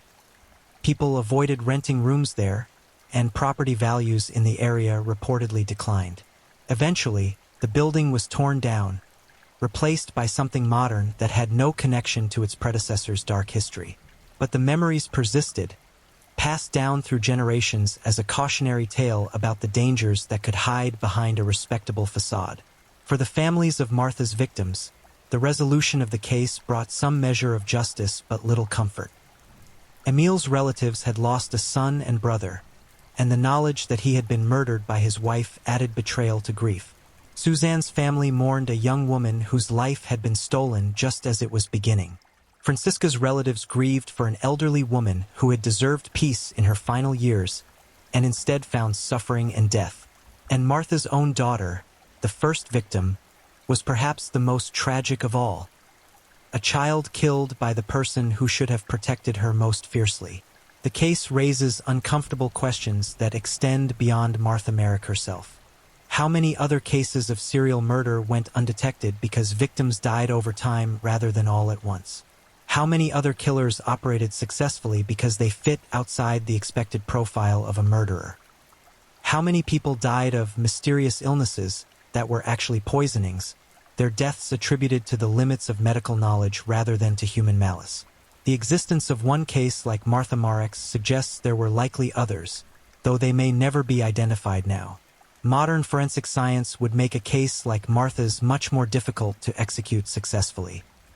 Toxicology screenings are more sophisticated, communication between agencies more thorough, and the ability to detect patterns across different databases more advanced. But the fundamental dynamic remains relevant. The person trusted to care for the vulnerable has immense power, and that power can be abused in ways that are difficult to detect until significant harm has been done. The legacy of Martha Merrick is a reminder of the importance of vigilance, of paying attention to patterns even when they seem improbable, and of not allowing assumptions about gender, class, or respectability to override evidence. It's also a reminder that evil doesn't always look evil, that danger can smile and weep convincingly, and that the worst crimes are sometimes committed by people who appear to be model citizens. The Vienna poisoner operated in plain sight for years because no one wanted to believe what the evidence suggested. By the time belief became unavoidable, for people were dead, and perhaps more whose deaths remain attributed to other causes. In the end, Martha Merrick's story is less about one woman's crimes than about the systems and assumptions that allowed those crimes to continue. It's about the gaps in bureaucracy where predators can operate, about the trust we extend to people who seem trustworthy, and about the sometimes catastrophic consequences when that trust is misplaced. The case closed with her execution, but the questions it raised about human nature, social systems, and the masks people wear remain open, challenging each generation to consider how well we truly know the people we allow into our lives, and whether the systems designed to protect us are adequate to catch those who would exploit our vulnerabilities for their own dark purposes. If you're enjoying these stories, don't forget to leave a comment. I'd love to know where you're tuning in from and what time it is in your part of the world. And if you haven't already, make sure to like this video and subscribe, so you never miss the next true crime story to help you unwind. Now, let's get into our final story. Story 4. The Silent Operator. There are places in this world where the ordinary hums along with such predictability that when something goes wrong, it doesn't announce itself with sirens or screams. It simply stops humming. In the industrial heart of post-war Europe, where coal dust still clung to morning fog and the rhythms of reconstruction beat steadily through every neighborhood, there existed men whose work was so fundamental to daily life that they became invisible. They kept the gas flowing, the lights burning, the stoves warming the evening meals of families who never once considered the intricate systems hidden beneath their streets. Harold Sasek was one of these invisible men. He understood pressure and flow, valves and meters, the delicate balance between utility and catastrophe. For years, he moved through the gasworks of Vienna with the quiet competence of someone who had found his place in the mechanical order of things. But somewhere in the repetition of his days, in the isolation of his technical expertise, something began to shift. What makes a person who has spent decades maintaining systems suddenly decide to manipulate them? Not in the dramatic way that cinema suggests, with wild eyes and manifestos, but methodically, almost tenderly, as if the sabotage itself were just another form of maintenance. The case of Harold Sasek doesn't offer easy answers, and perhaps that's what makes it so quietly disturbing. Because when investigators finally pieced together what had been happening in those underground networks of pipe and pressure, they realized they had been looking at the work of someone who understood exactly how much damage restraint could prevent, and how much it could enable. This is a story about expertise turned inward, about the strange psychology of a man who held an entire city's infrastructure in his hands and chose, for reasons that remain debated even now, to test just how tightly he could squeeze before anyone noticed.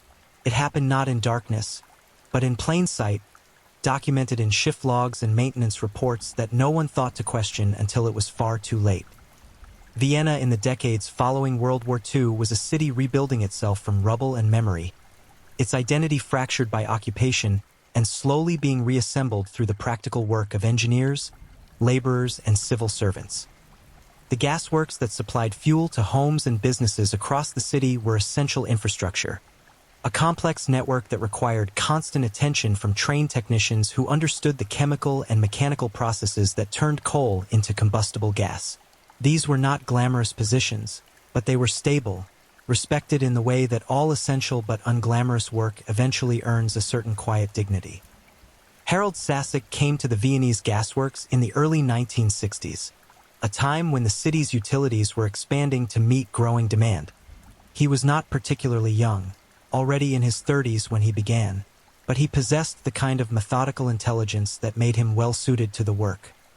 Technical training had given him a solid foundation in the principles of gas production and distribution, and he approached his duties with the conscientiousness that was expected of men in such positions.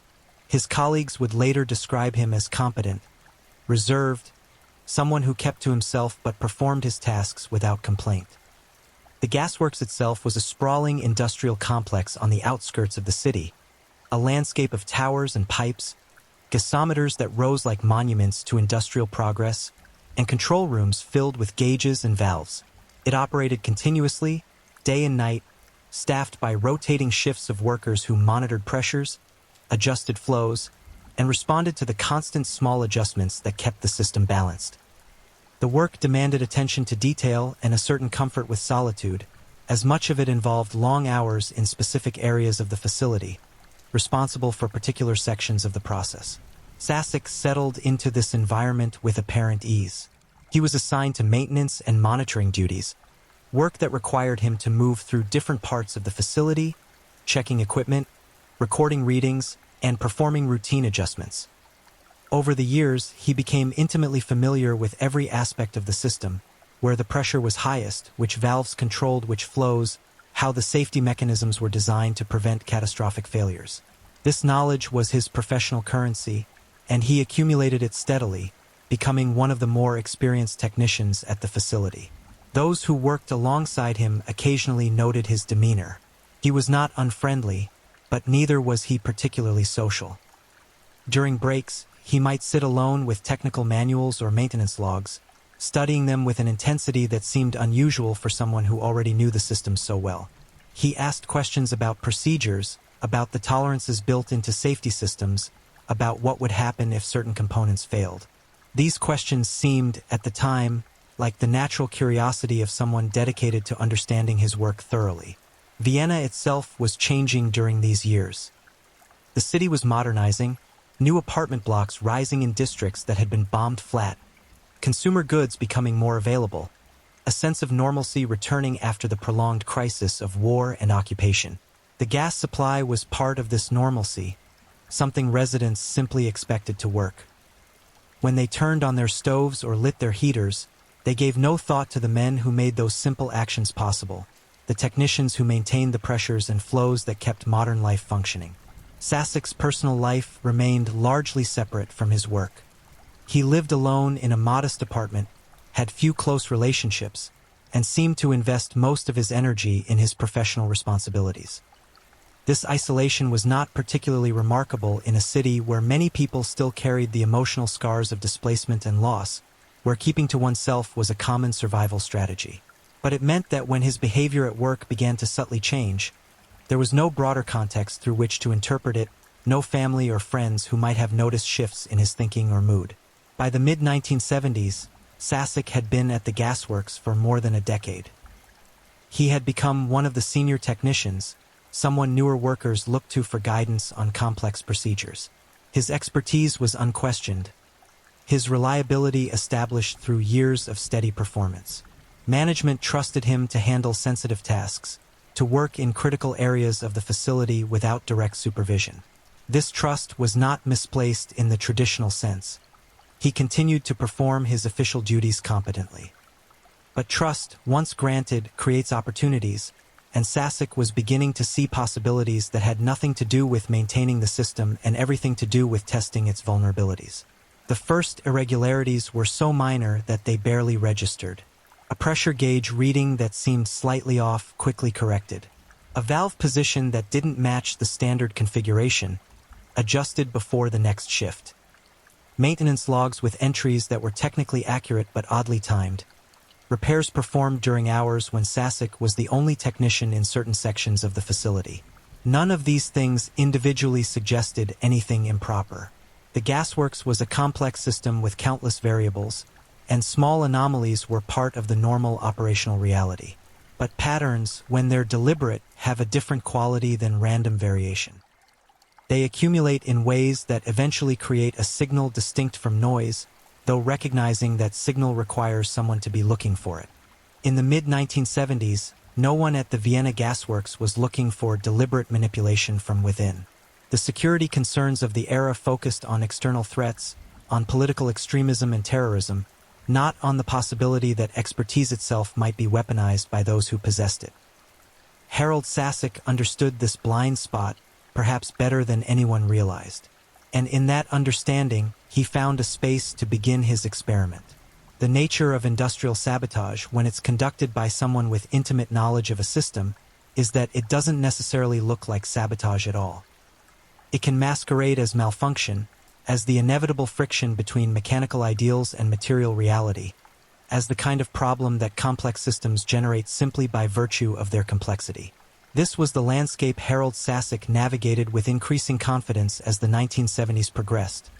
A landscape where his actions could hide in plain sight, camouflaged by the very expertise that made them possible. The incidents began to escalate in frequency and significance around 1976. There would be unexpected pressure drops in certain distribution lines, requiring emergency adjustments to maintain supply to residential areas. Gas quality would occasionally vary outside optimal parameters, not enough to create immediate danger but sufficient to trigger monitoring alerts and require investigation. Safety valves would open seemingly spontaneously, releasing gas in controlled vents but creating inefficiencies in the system and raising questions about equipment reliability. Each incident generated documentation. Maintenance reports were filed, investigations conducted, equipment inspected and sometimes replaced. The conclusions reached were reasonable given the information available. Aging infrastructure showing the strain of continuous operation, equipment reaching the end of its service life, the need for more comprehensive upgrades. Funding was allocated, improvements scheduled, new protocols implemented. The system was adapting to what appeared to be random failures, and Sasek was often involved in these adaptations, his expertise sought in diagnosing problems and recommending solutions. But the problems continued, and as they did, a few individuals began to notice something subtle. The incidents seemed to cluster in areas where Sasek had recently been working. Not immediately, which might have made the connection obvious, but in the days following his shifts in particular sections of the facility. The patterns were not stark enough to constitute proof of anything, but they created a vague unease in some of his colleagues, a sense that something was slightly off without being able to articulate exactly what. One supervisor, a man named Franz Kreutzer who had worked at the gasworks since before Sasek arrived, started keeping his own informal log of incidents. He noted dates, times, locations, which technicians had been responsible for those areas in the preceding shifts. It was not an official investigation, just the private documentation of someone whose instincts told him that randomness should not have such a consistent geography. When he reviewed his notes after several months, the correlation was striking enough that he brought his concerns to management. The response was cautious.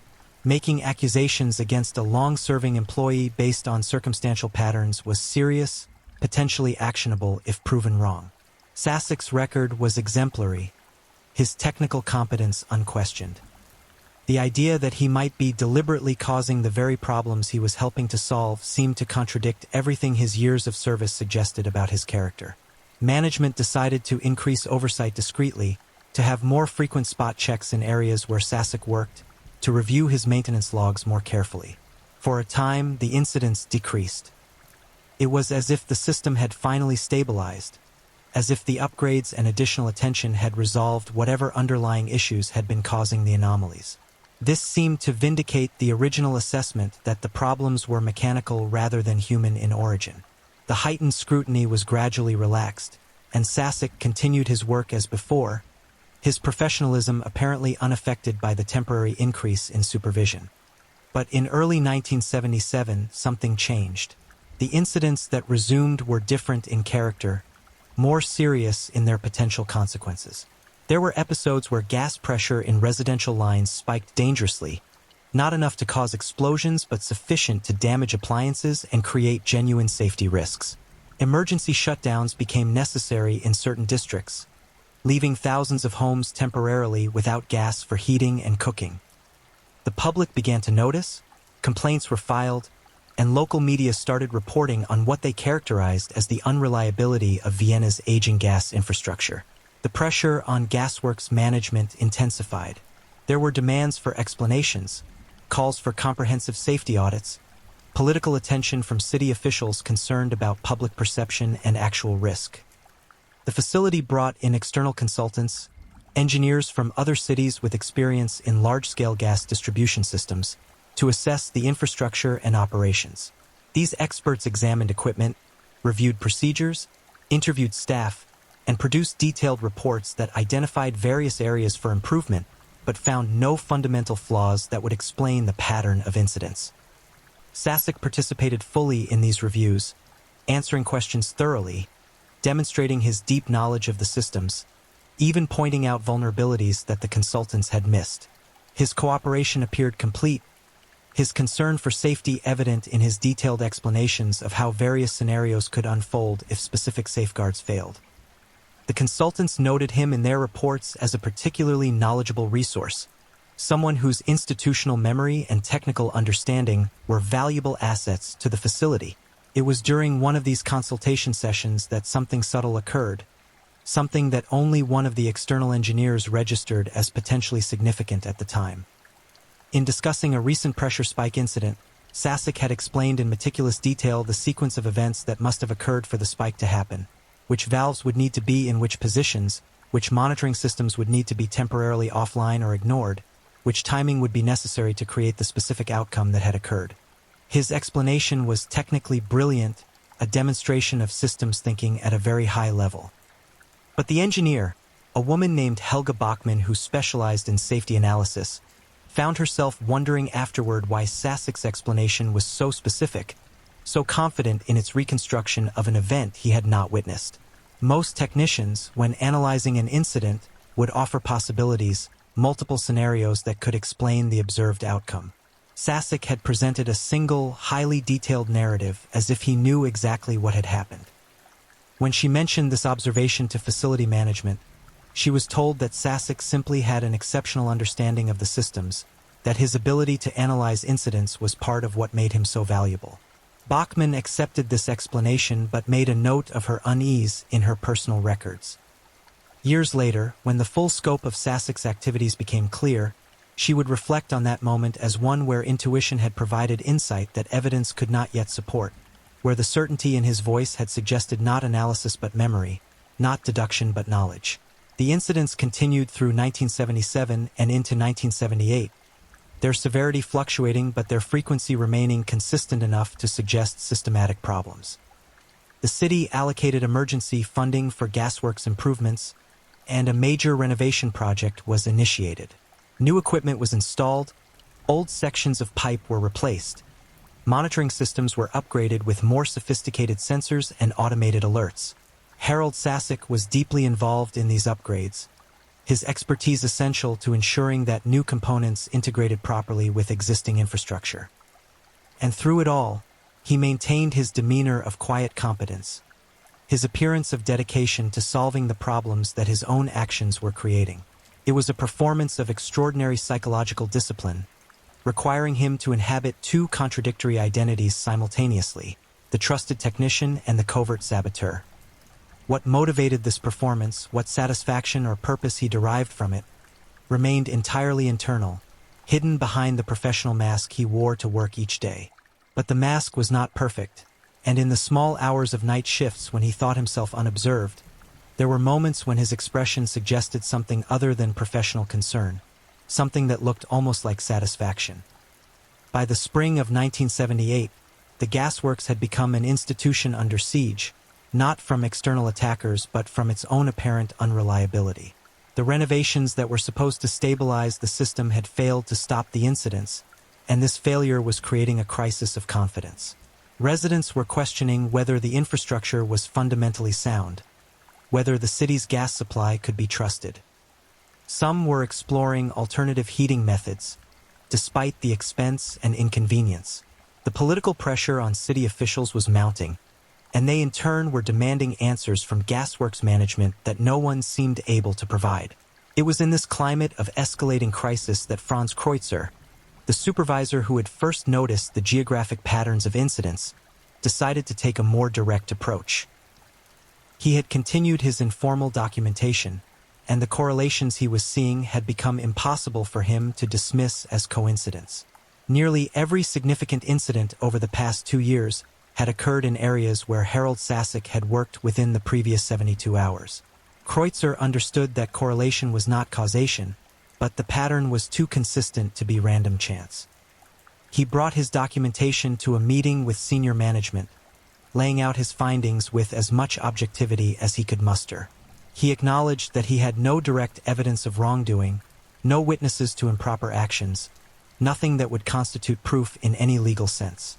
What he had was a statistical improbability, a pattern that demanded explanation.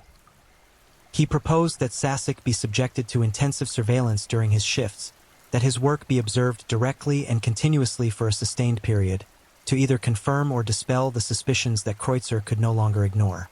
The management response was conflicted. Some viewed Kreutzer's concerns as serious enough to warrant investigation, while others worried about the implications of spying on a long-serving employee based on circumstantial evidence. There were legal considerations, union regulations, the potential for wrongful accusation if Kreutzer's suspicions proved unfounded. After considerable debate, a compromise was reached.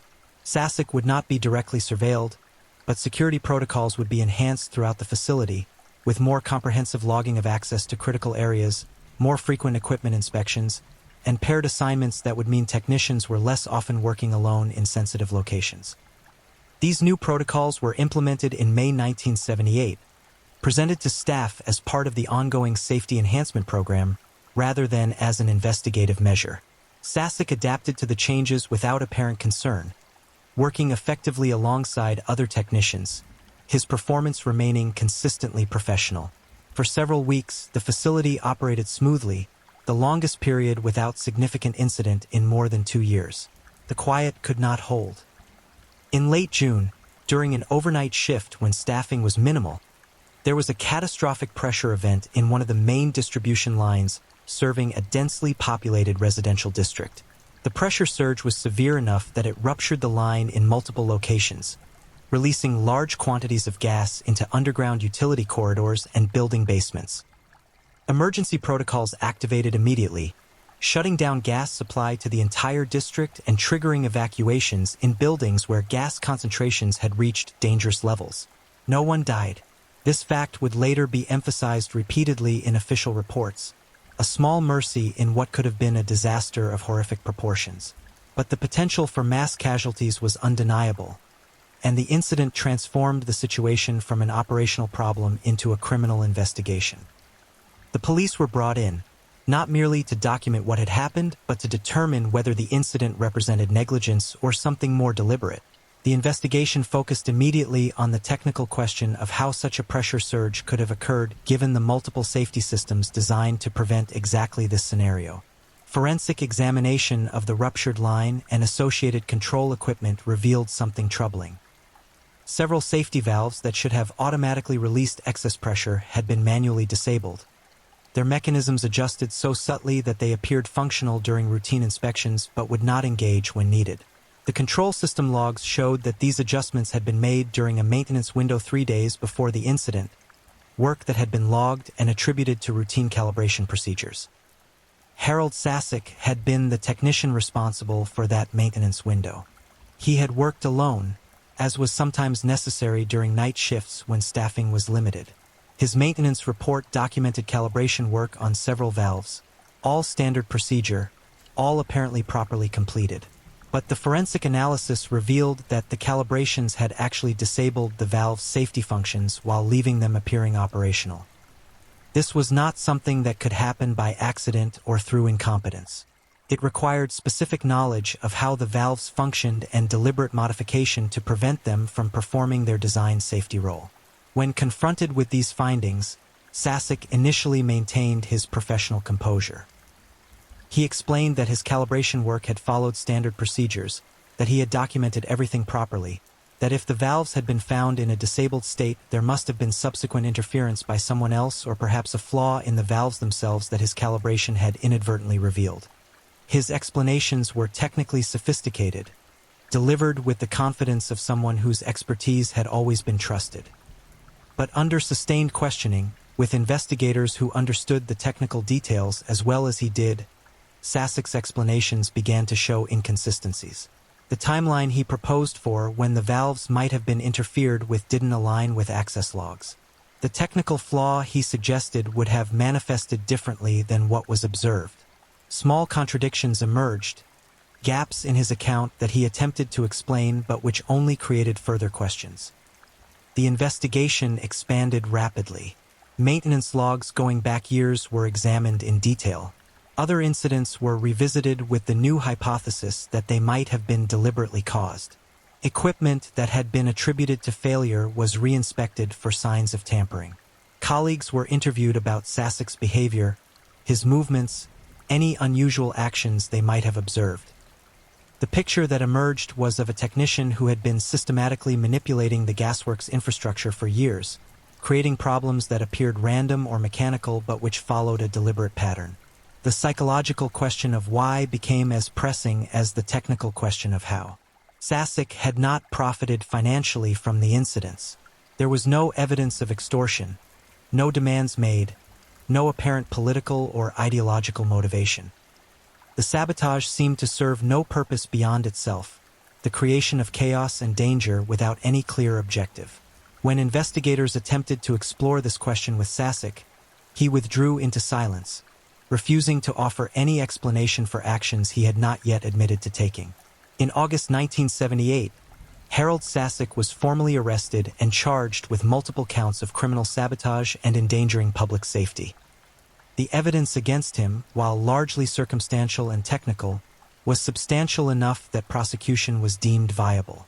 The city of Vienna, still shaken by the near disaster of the June pressure event, watched as one of its trusted technicians was transformed into a suspected saboteur, a man whose expertise had been turned against the very systems he was employed to protect.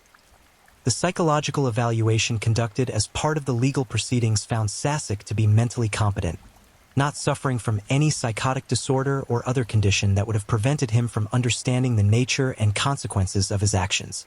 The psychologists noted his intelligence, his meticulous thinking, and his emotional detachment.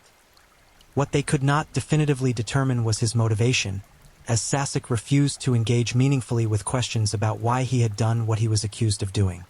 He remained enigmatic, neither confirming nor denying the accusations, presenting himself as someone who had been misunderstood rather than someone who had committed crimes. The trial of Harold Sasek began in early 1979 and proceeded with the methodical attention to technical detail that such a case demanded. The prosecution presented their evidence systematically. The forensic findings showing deliberate modification of safety equipment, the statistical analysis of incident patterns correlated with Sassek's work assignments, the expert testimony explaining how the various sabotage acts had been accomplished and what knowledge would have been required to carry them out. The case was built on the accumulation of technical evidence, each piece contributing to a comprehensive picture of deliberate, sustained manipulation. The defense strategy centered on the difficulty of proving deliberate sabotage in cases involving complex systems and the possibility of multiple innocent explanations for the evidence presented.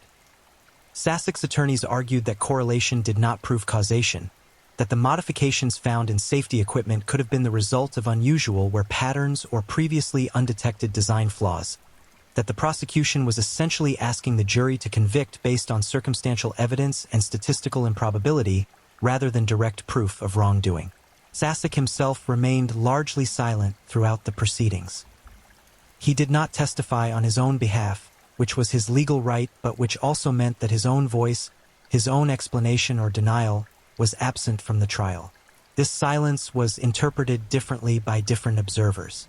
Some saw it as the calculated decision of someone who knew that any testimony he provided could be dismantled by cross-examination.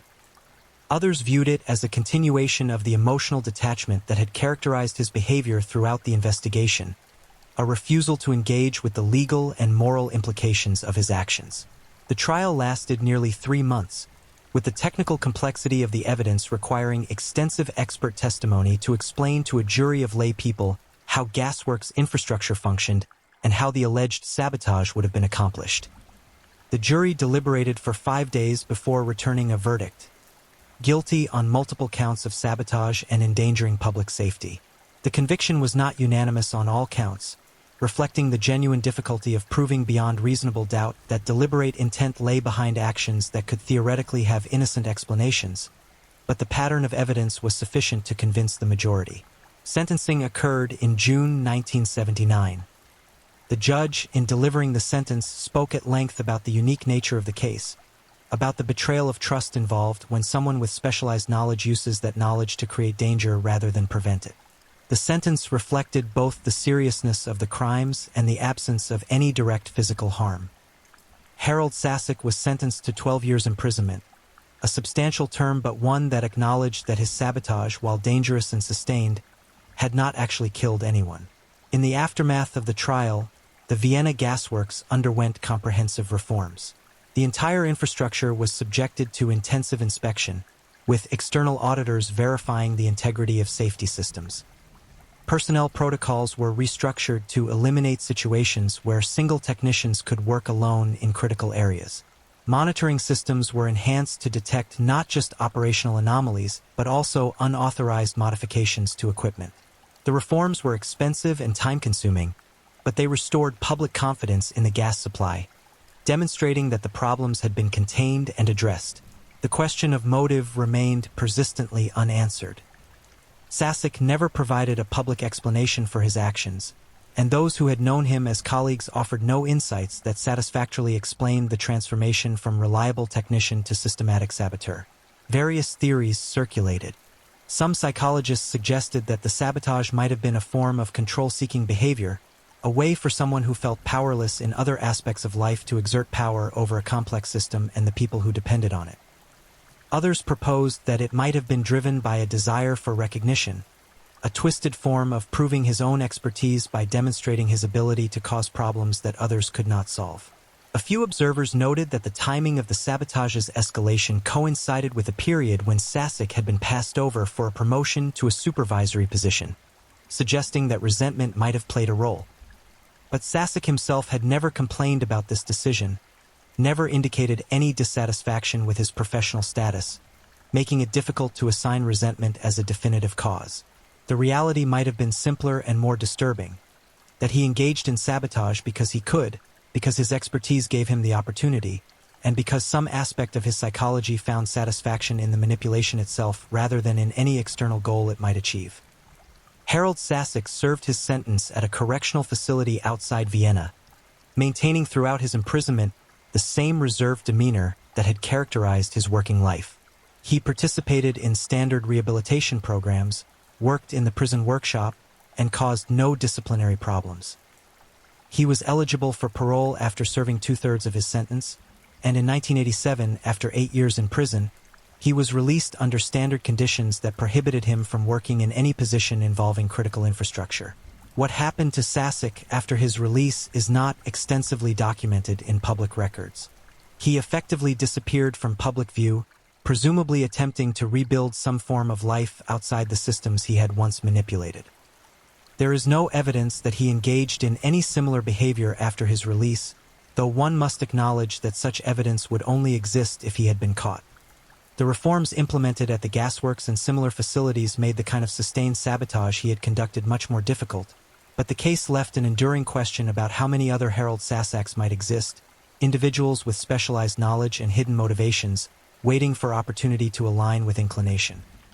The Vienna Gasworks incident became a case study in industrial psychology and security, examined in academic papers and professional training programs for how it revealed vulnerabilities in systems that depended heavily on expert knowledge and individual trustworthiness. The lessons drawn were not primarily technical but human.